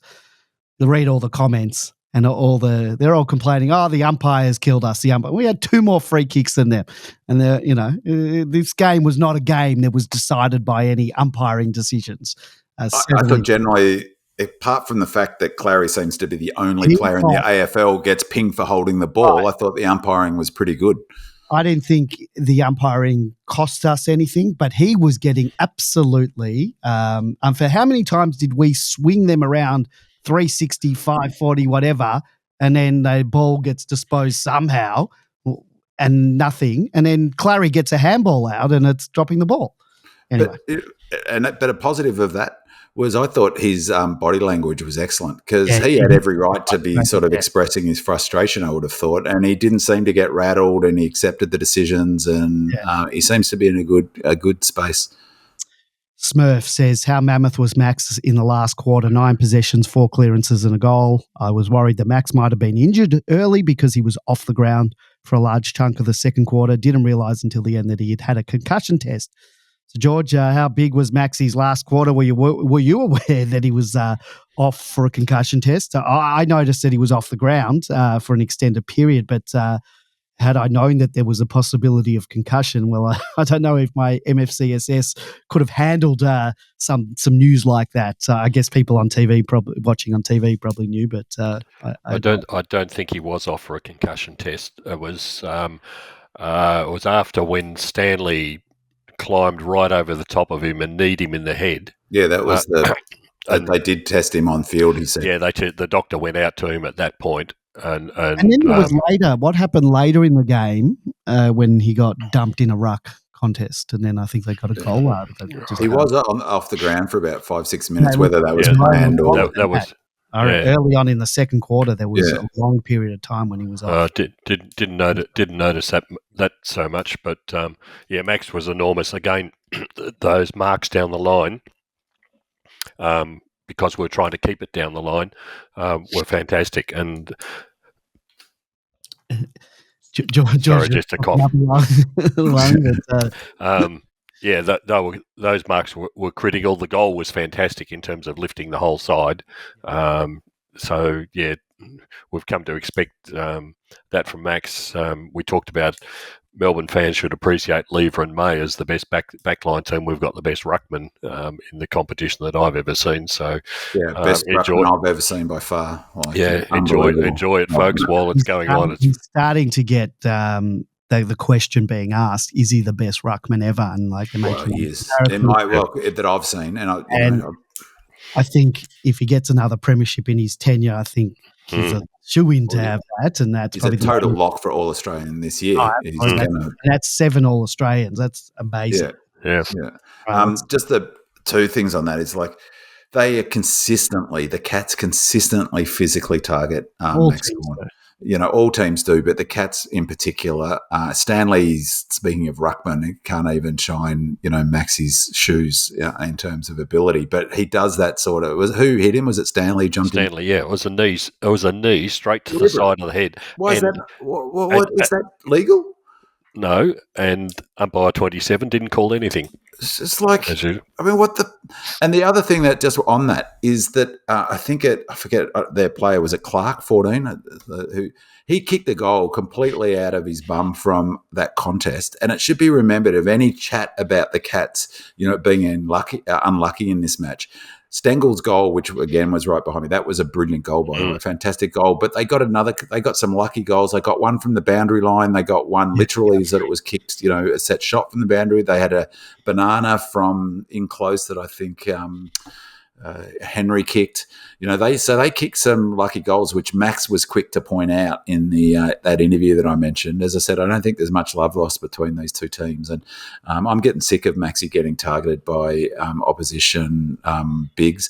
If we're serious about concussion and we let that go, no one's even commenting on the media, are they? I haven't heard anyone mention it. And a player deliberately in a ruck contest there's no way Maxi could have been expecting that was going to happen. Jumps up high enough as some sort of athlete, jumps up high enough to knee our skipper in the head. It's just unbelievable. And the AFL should step in and do something about it.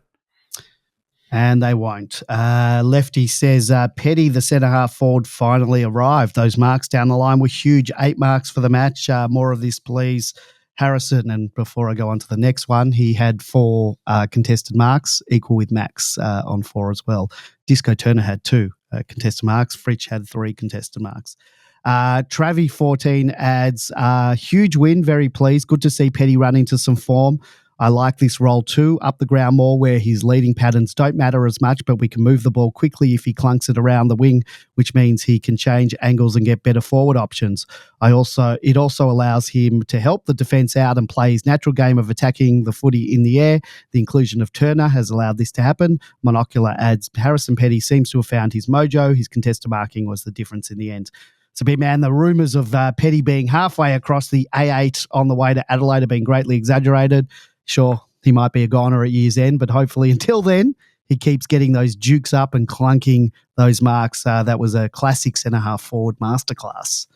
Absolutely, and just I think it'd be amiss of us not to remiss.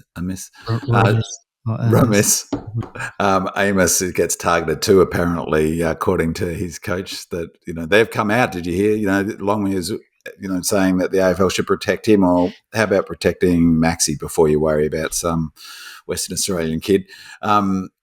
Just that it would be remiss of us not to remind the sort of conversation about last week of people questioning his selection and his attitude and his, We would have dropped him had we listened to people on Demonland. We would have dropped him if we listened to a lot of people. And I think it's, again, credit to the high performance program, but I think it's important to note that under Burgess, and Selwyn Griffith seems to have applied a lot of the same strategies, is that we have clearly used games of football to get Petty fit.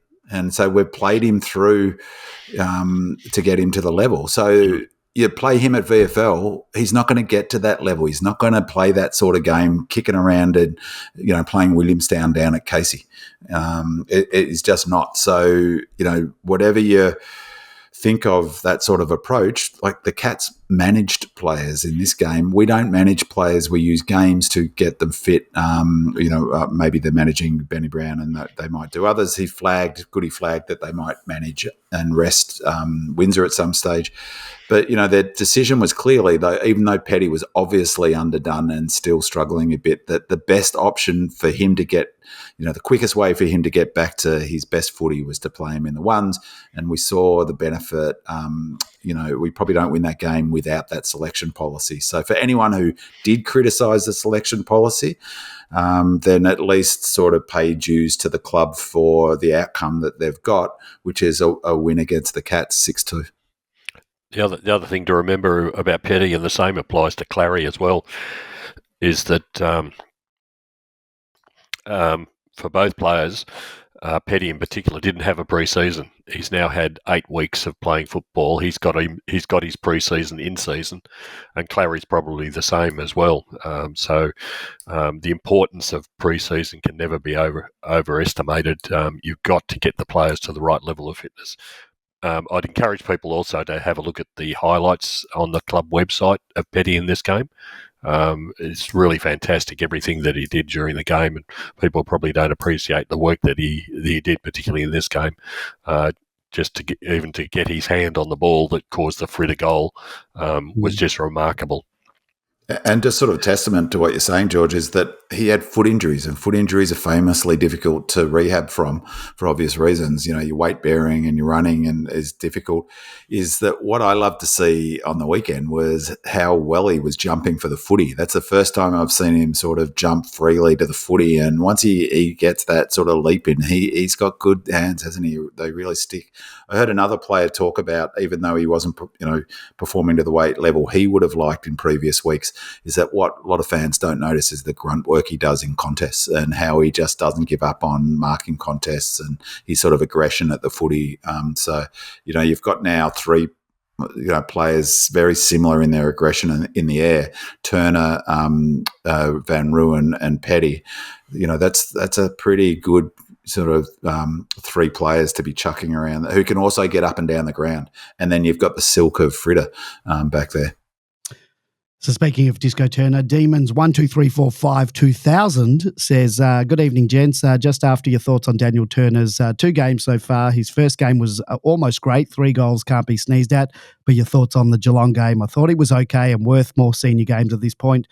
This old demon loves the podcast. May it never end. So, George, just quickly on this one, we talked about Disco's breakout game last week. What did you make of the sequel? And will he keep his spot? I think he'll keep his spot this week. It's only his second game. Give the guy a break, or rather, we don't need him breaking anything. But he'll fit in nicely. Like last week, he'll pop up when he needs to. I can't add any more of this. I can't see any reason why he won't be in the side next week. All right, we've got a caller on the line. I think it's our good mate from Belgium. Terence, how are you going?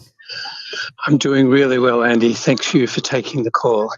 Hi, George. Hi, Bin Man. I'm going to make this quick, Andy. I'm at the gym. I'm channeling Jack and also Christian at the moment, so I'm getting in and out of the podcast. So forgive me if you've already addressed it, but if you haven't heard Tom McDonald we've talking to Corn Canes, just absolutely brilliant. So I'm sorry if I missed it. We didn't interrupted the show. We didn't talk about that, but we did talk about Tommy Mack. Are you saying that there is an interview with Kane Corns? Yes. Okay. Yes. I don't know. I don't know if you'll get a chance to pull it for today's session, but probably will absolutely today. Brilliant.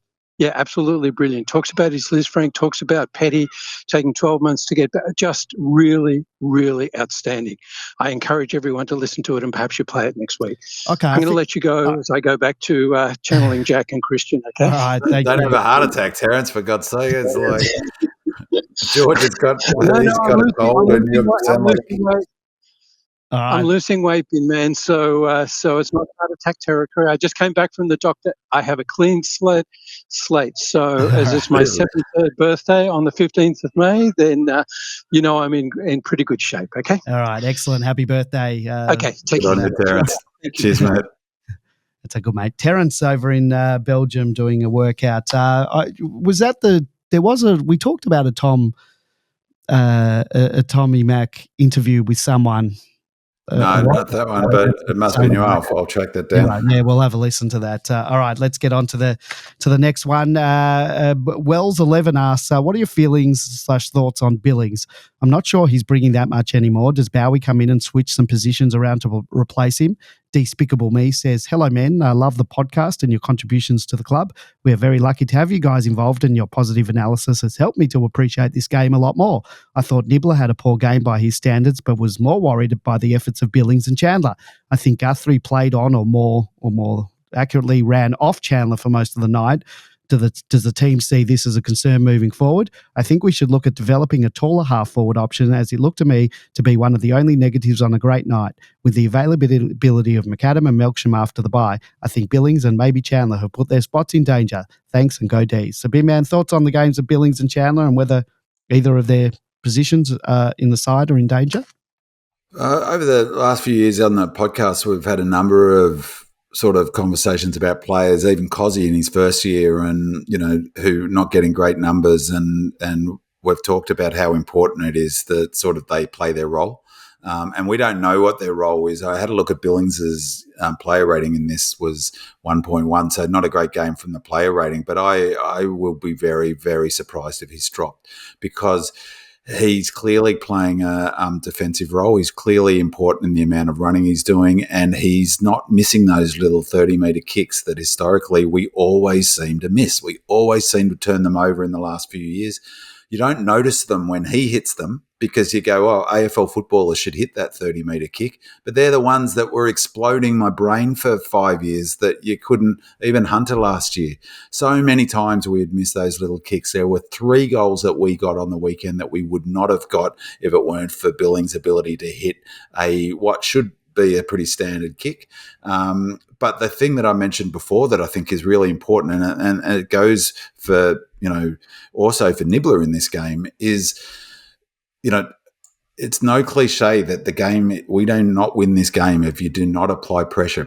Applying pressure is almost the most important thing in football. Teams cannot win games of footy in modern footy without applying a very high level of pressure.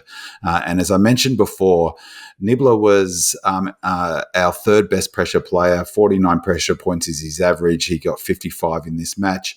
Cade Chandler averages 40 or 47. Again, he was our 5th most in this match. And Billings, he had 10 more pressure points. Sorry, he had 11 pressure acts, 27 pressure points, just a tick under his season average. So, they're clearly playing their role in terms of the pressure they're applying. I don't think Billings will go out of the side. I suspect he's clearly important to the structure that Goody likes, and he's playing the role that he's being asked to play. Just like, Langdon last year was going through stretches of games where he wasn't getting a touch, essentially. He was still playing his role. Same for Nibbler over the journey at different times. Chandler talked in that excellent, by the way, it was what a great interview you did with Chin. Anyone who hasn't listened to it, I really urge you to listen to it. It's great, Andy. And he mentioned the challenge of that small forward role. It's a bit feast or famine. And, if we are, as George mentioned, playing, down the wings, then there's going to be times when the other wing's like a desert. It's just not going down there. So, I could see the criticisms on Billings. I can't see how you could criticise Nibbler. His consistency has been fantastic this season, and I think it should be pointed out that Cade Chandler was the one that broke the 14-point run of points. He was the one who slotted it and has got us going again. So he's not going out of the team either. And to be honest, as I said, I can't see Billings going out, but I can see George shaking his head. He's not agreeing. Billings will absolutely be out this week. There was a very good reason why he was subbed. Billings can't kick 40 metres anymore.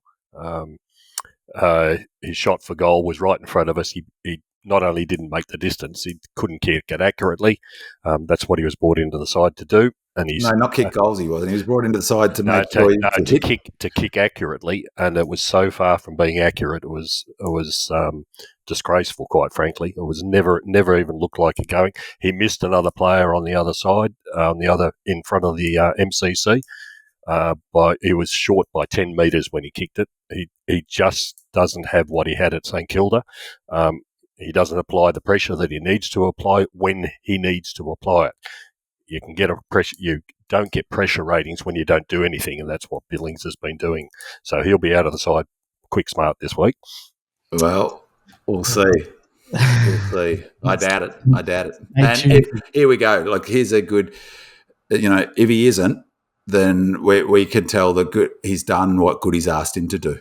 He's playing the role that he's been assigned. So if he's gonna get dropped this week, well, it'll be on the numbers. And if he isn't, we've got plenty of other players who can come in who are ready to go. AMW's ready to roll. Brown Dog ready to roll. Hunter's, he's played 2 games. Laurie's there. He's been there. So there's plenty of players who can come in for Billings. So I would next week on the podcast, if Billings isn't dropped this Thursday night, well, we can be pretty clear that Goody rates him and that he's doing stuff that perhaps we can't see. All right, we've got a voicemail from Noah. Let me just find. There he goes. Hi, this is Noah from Brighton. Just watched the game against Geelong. That was a heart stopper. Just wanted to ask a question about what everyone thought about Clayton Oliver. I understand he's still getting over that finger injury. He was quite quiet, but did seem to rack up a lot of disposals. Again, the midfield, I feel, was disappointing. 𝗍cie 𝗋𝗋𝗀𝗀𝗀 and co. Even Bullen was very quiet. And yes, my MFC SS was in overdrive. ODs. So, Oliver, he was back to racking up possessions. I wouldn't say he's back to, 4-time Bluey Clary, but he's almost there. 31 possessions, 9 intercepts, 8 score involvements, 7 marks, 4 clearances, 4 tackles. So, George, is Clary back? And your thoughts on our other midfielders? Is Noah right to think that our midfield was disappointed? I guess you don't beat a team like Geelong if your midfield is no good. And as Big Man has talked about the pressure, Oliver, 𝗍cie, and Nibbler were all at the top of the pressure ratings. So possessions aren't everything, it's not all possessions and goals. Pressure is a big part of the game, and if they're applying the pressure, they're doing their job, they're playing their role. George, Clary, and our other midfielders. Yeah, I think people have got to get, as Bin Man was talking before, it's not all about clearances these days.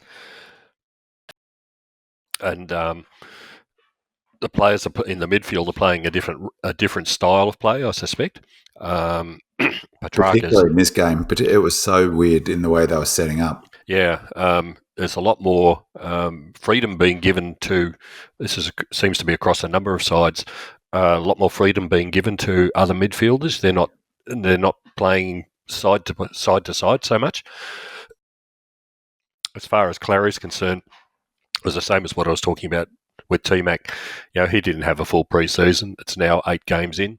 All of a sudden, Clary's coming back to his best. Surprise, surprise. And it makes a very big difference when you're a midfield and a person who uses handballs so efficiently when you've got a dislocated finger that you can't even hold the ball. So now that problem's been overcome, we're going to start to see Clary back at his best. And this was the first game where he really shone. And I think we'll be seeing that for the rest of the season now, short of any more injuries. Absolutely. And I think, as I was saying, I think clearance is no longer, like Daniel Hoyne just said, is the Cats were unbeaten and they're the worst clearance side in the 17th worst clearance side in the competition, yet they're unbeaten. It's clearly not the statistic it was, which is why I forgot to mention in the red and blueprint, I've taken out hit outs and hit outs to advantage because they really don't tell you anything. If you look at the setups after goal, there were multiple centre square stoppages, centre bounce stoppages where we didn't even man up a Geelong play. We had, like George just said, we didn't have a play. Almost always, I've watched footy, there's always shoulder to shoulder at the centre bounce, but there were multiple times when, the Cats and D's player were, 10 metres away from each other. And a lot of that's about creating, as Hoyne said, dirty possessions from the opposition from those stoppages. The thing about Oliver's really interesting. So, again, it's another player they've chosen who is clearly not fit to play to get fit.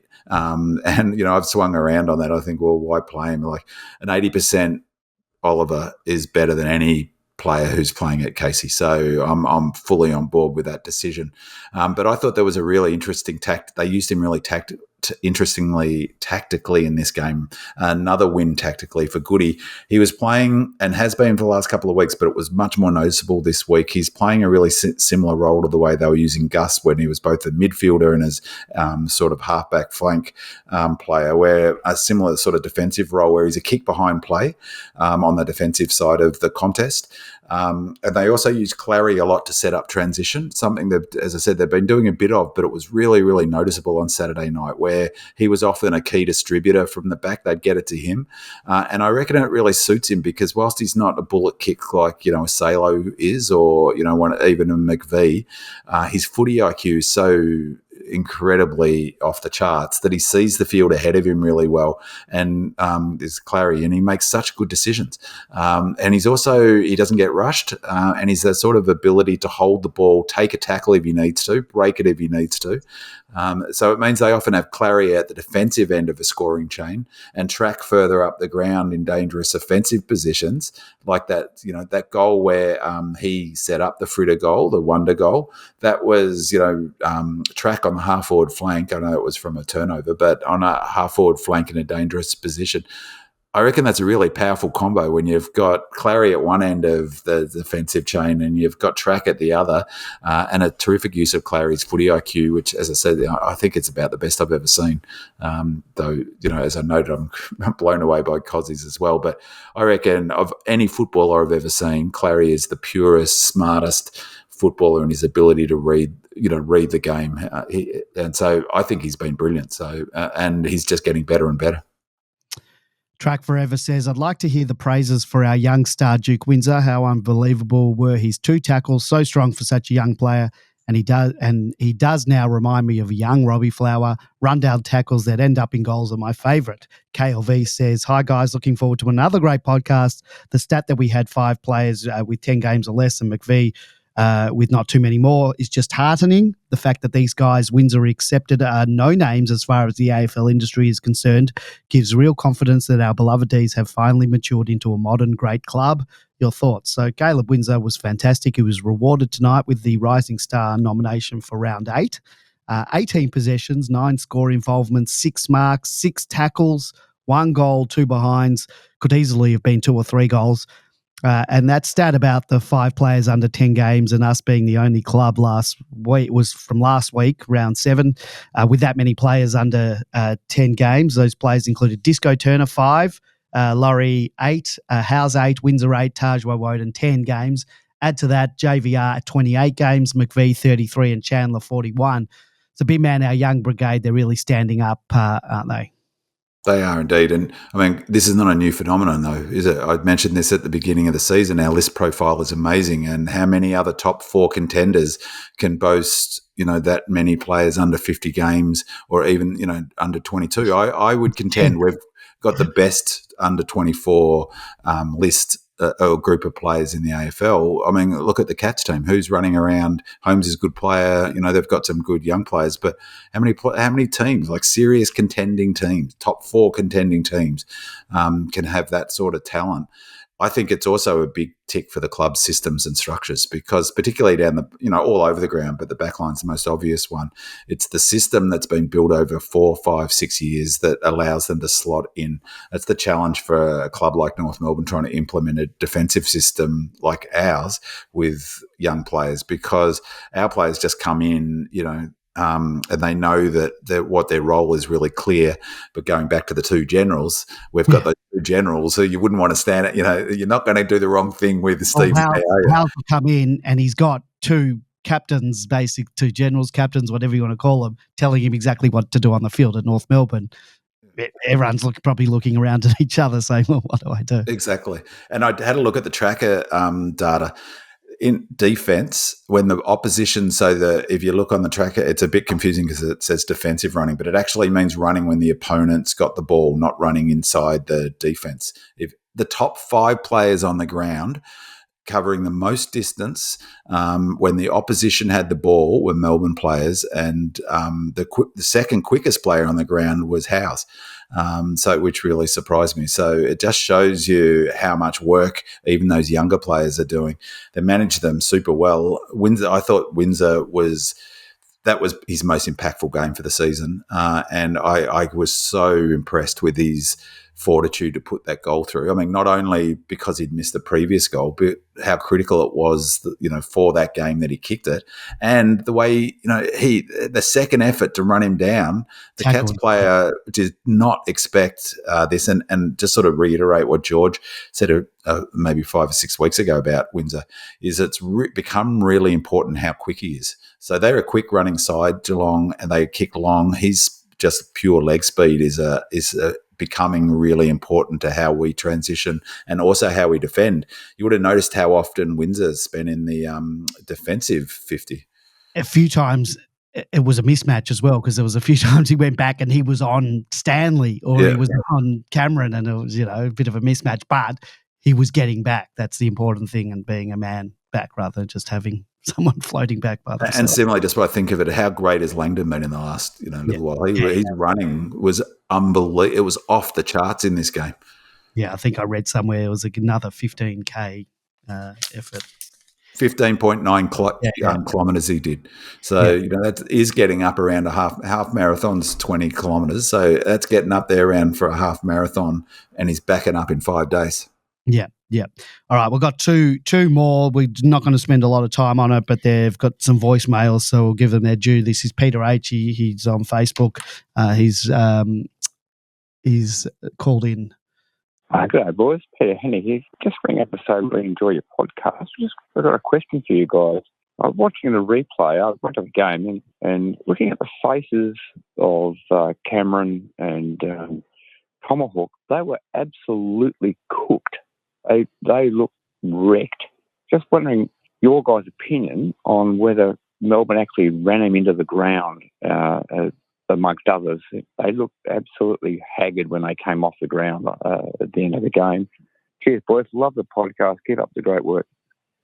So we talked about this already, that B-Man, you were saying it before, that we were running them around. What would say, what says why, in a game which they'd already lost their number one stoppage and clearance player, I guess he's referring to Danger, did Geelong rest Parfitt?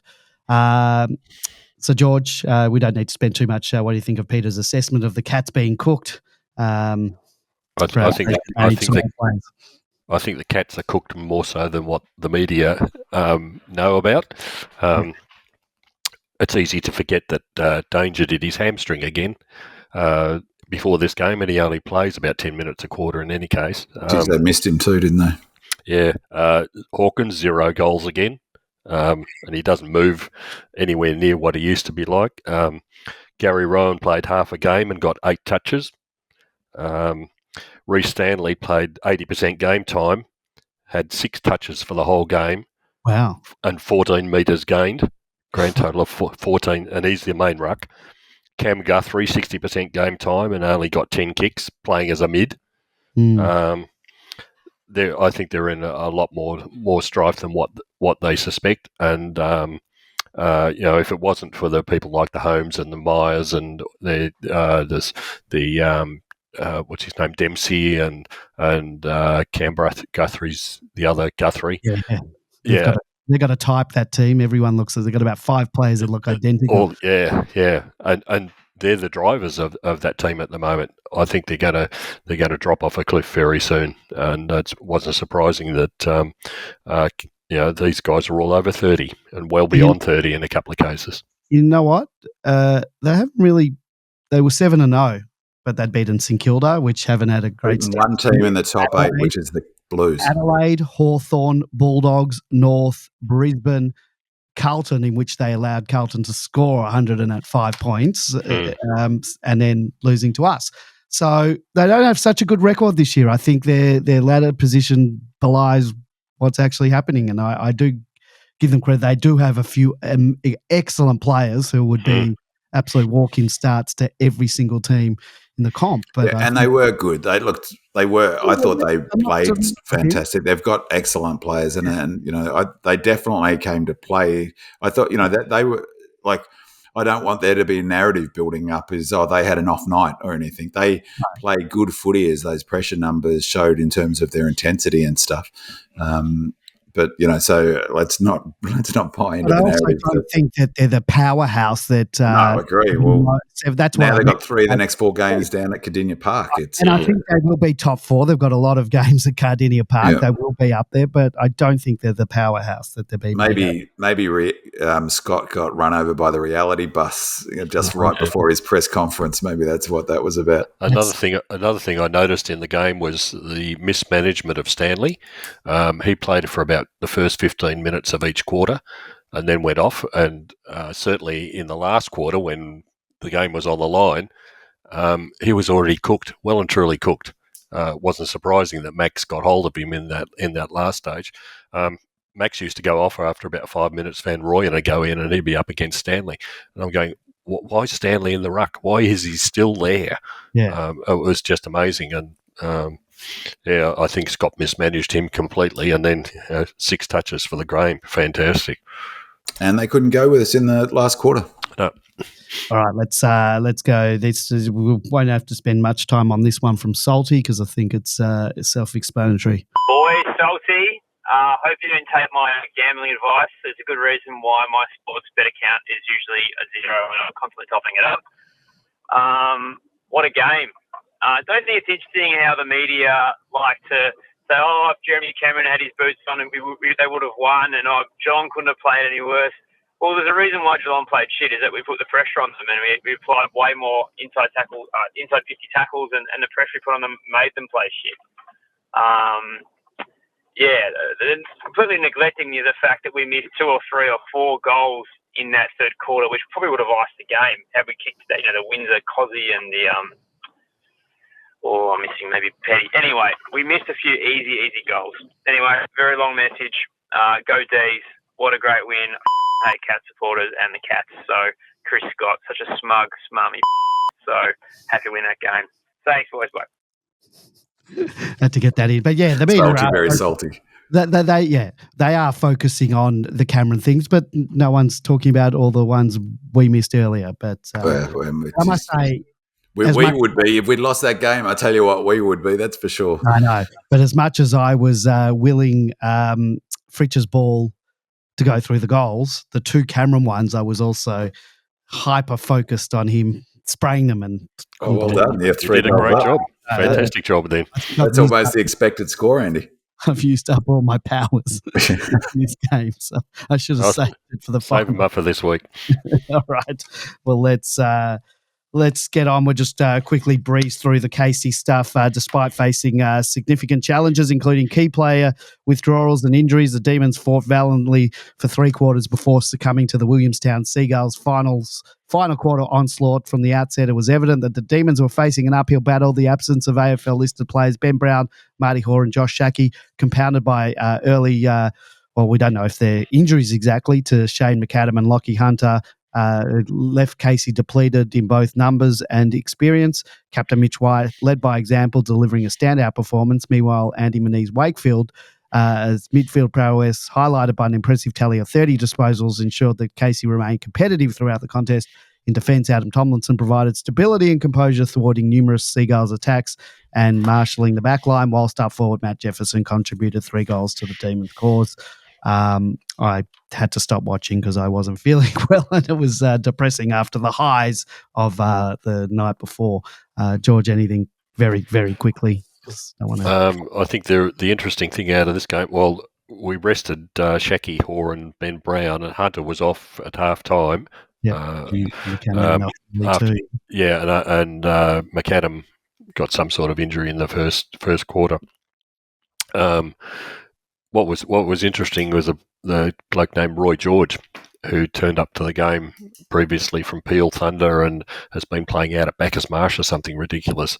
He is a really talented career player.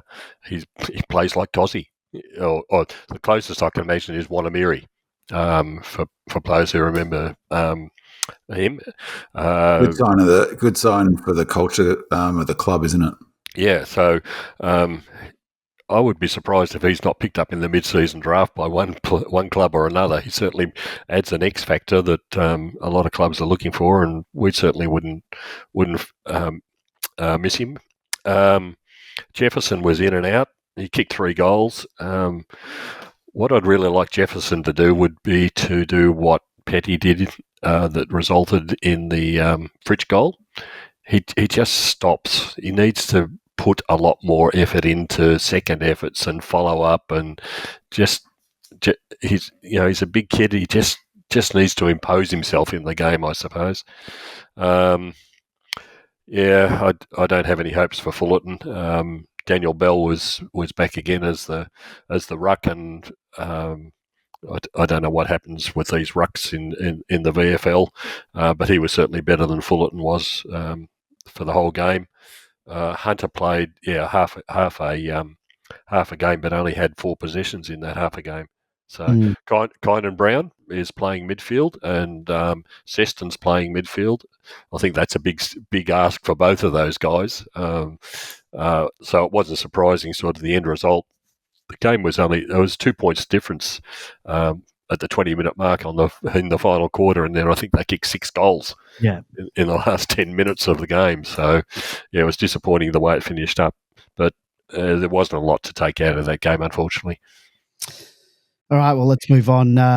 Injury report. By all reports, Jake Bowie should be off the injury list this week and be available for the Blues game. We haven't received an injury report update from the club as of recording, but according to Mitch Cleary on Twitter today, Shane McAdam played a quarter for 𝗚cie yesterday before removing himself feeling crook. Continues a frustrating run. The Demons want to see him play a few full games before he's up to AFL selection. Hunter played limited minutes. No Horse/Brown in case they're needed Thursday versus the Blues. So, boys, given that we're coming off a 5-day break and there were some players rested or given limited minutes at 𝗚cie, what changes, if any, are the Demons likely to make? George, followed by Bin-Man? I think the only one would be Bowie for Billings, or Laurie comes in replacement for Billings. I can't see the point. Well, you don't. It's the benefit of hindsight. They obviously rested Hoare and Ben Brown and Shackey. I think they would just in case. In case, yeah. But I don't think there'll be a need for them. I think everybody else came up pretty well. I can't see any other changes other than that. Yeah, I mean, Laurie might get his shot. I don't think Penn's a little bit sort of logically think they'd rest players, but I'm just saying we don't tend to do it. So I wonder whether Windsor might start sub and something like, just to give him a chop out, because he sort of left, didn't leave much out there on the field on Saturday night. I'd be surprised if, I won't be shocked if Billings is dropped, because I see, I see the criticisms of him, but I won't be surprised if he isn't. In which case, I don't think Wowie will get dropped. I thought he did his job, but if Bowser's fit, he could come in and then that could shuffle Billings out potentially, because they'll be pretty keen to get Bowser back in that back line, even with how well we've been travelling. You'd hate to see it to be at Wowie's expense at this stage, so it'll be really interesting, but they won't be wholesale changes. Goody just doesn't do it really, does he? Okay, so coming off a 5-day break, the D's are going to face the Blues, who have lost their last 2 games and 3 of their last 4 games. And add to that, Carlton are playing their 5th game in 26 days, whilst the D's will play only their 4th game in 28 days. Blues were highly touted to be a top 4 prospect and premiership contender by many pundits this season, myself included, and have been competitive in their losses, but face the prospect of falling out of the 8 should the D's be victorious. The Demons have the opportunity to further stamp their credentials on the 2024 season with a win over the Blues in a week where all the top 8 teams are playing against each other. So we have some voicemails. Did you guys know that all top 8 teams are playing each other this week? Yeah. This is the real 8-point weekend coming up. It is. Excuse me. We have some voicemails from both Noah and Salty. I'll play them. Then you boys can give any answers to questions they ask, as well as previews of the game. that you want to say? Big Man followed by George, and we'll start with Noah. Where have I got Noah's? Should have. There it is. Question I wanted to ask the guys this week with Carlton, with Harry Mackay and Curnow as the forwards. Just wanted to know how you think Lever and May and the back line will shut them out. And we've got Salty as well.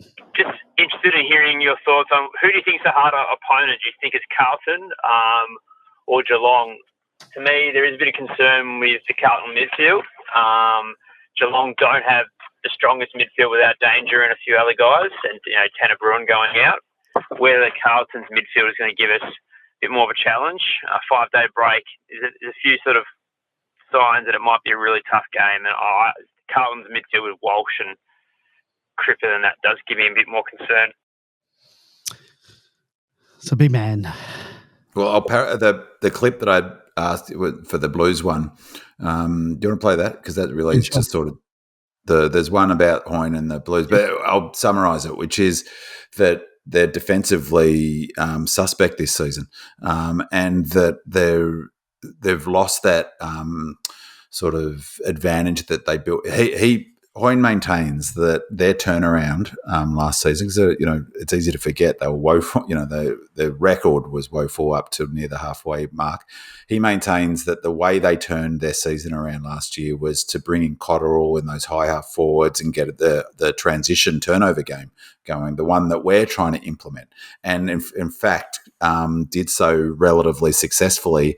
And he's really strong on it that they would not have got anywhere near the prelim if it weren't for that decision. They've not, for whatever reason, whether they're not fit enough this year to implement that method, they're way down on all of their transition numbers, which is what Hoyne's point is in that clip that I had.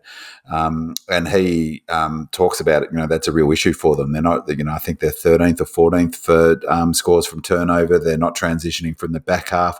But most of all, he points out, is that they're giving up big scores. So 120 or 118 to the Cats, 98 to the Giants. Like there's a whole series of 90s, 90-point, where the opposition's put on them.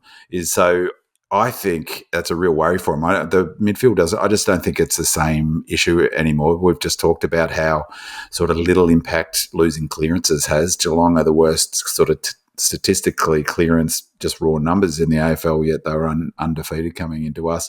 It's no longer our priority, clearly. It's about that sort of how do you generate scores from the back half. I think they're defensively suspect. So if we've got, I think we've targeted these two games. So if we have, and the 5-day break is the variable, so that's a real challenge. It's really helped by the fact that they've got a 6-day break, and as you said, Andy, the number of games they've had to play in a compressed period of time. The Blues, that is. So I suspect that what we'll do is to, in fact, flip the script from what I've been talking about, the arm wrestle. I think we'll look to attack them and look to exploit that defensive weakness right from the get-go and try to put a winning score on them and put them under pressure and then go into a lockdown tempo game.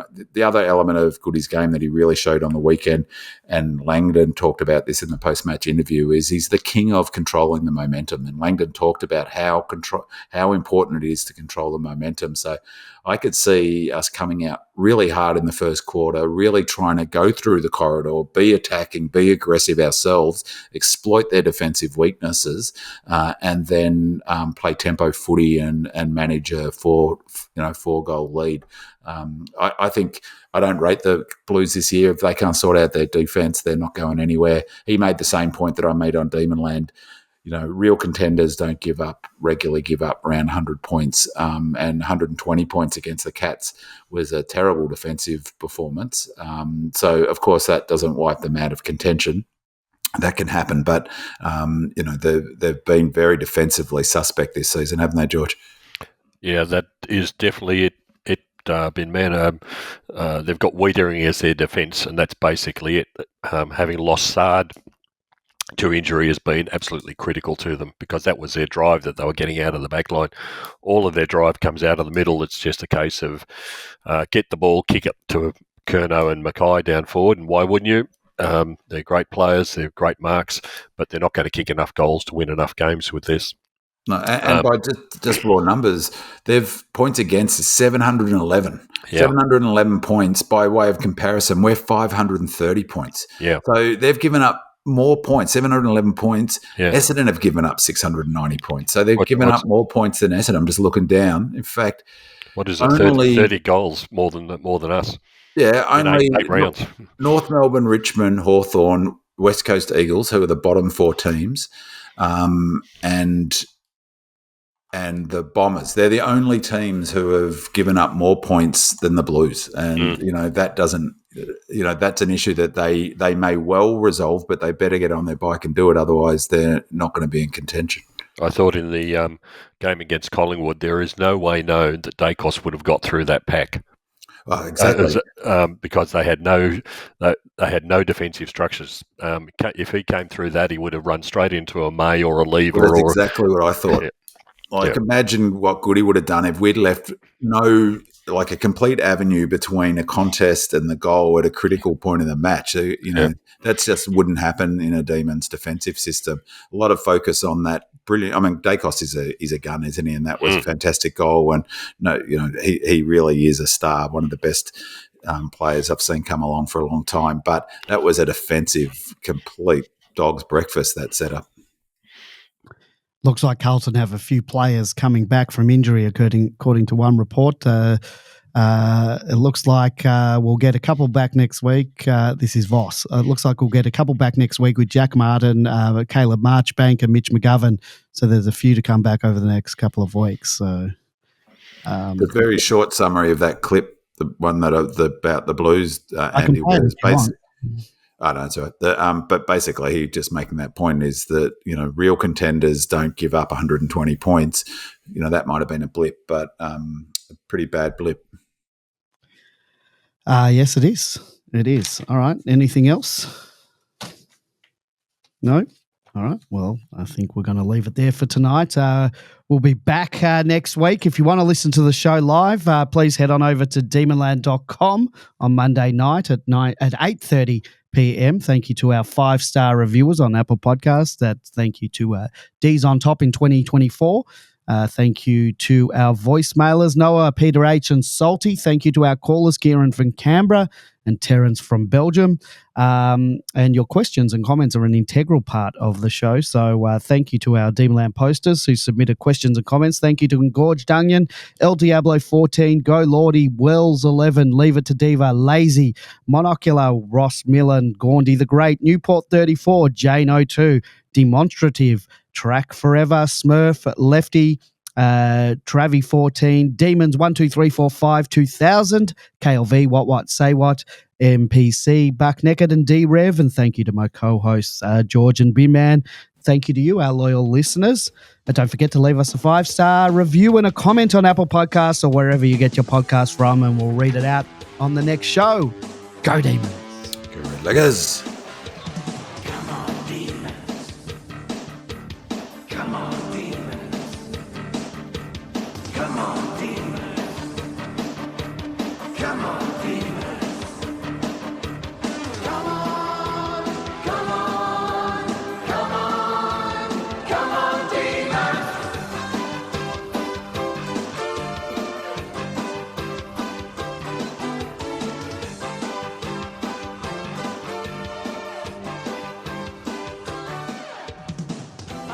Feeling, I know it's real, it's got a hold on me.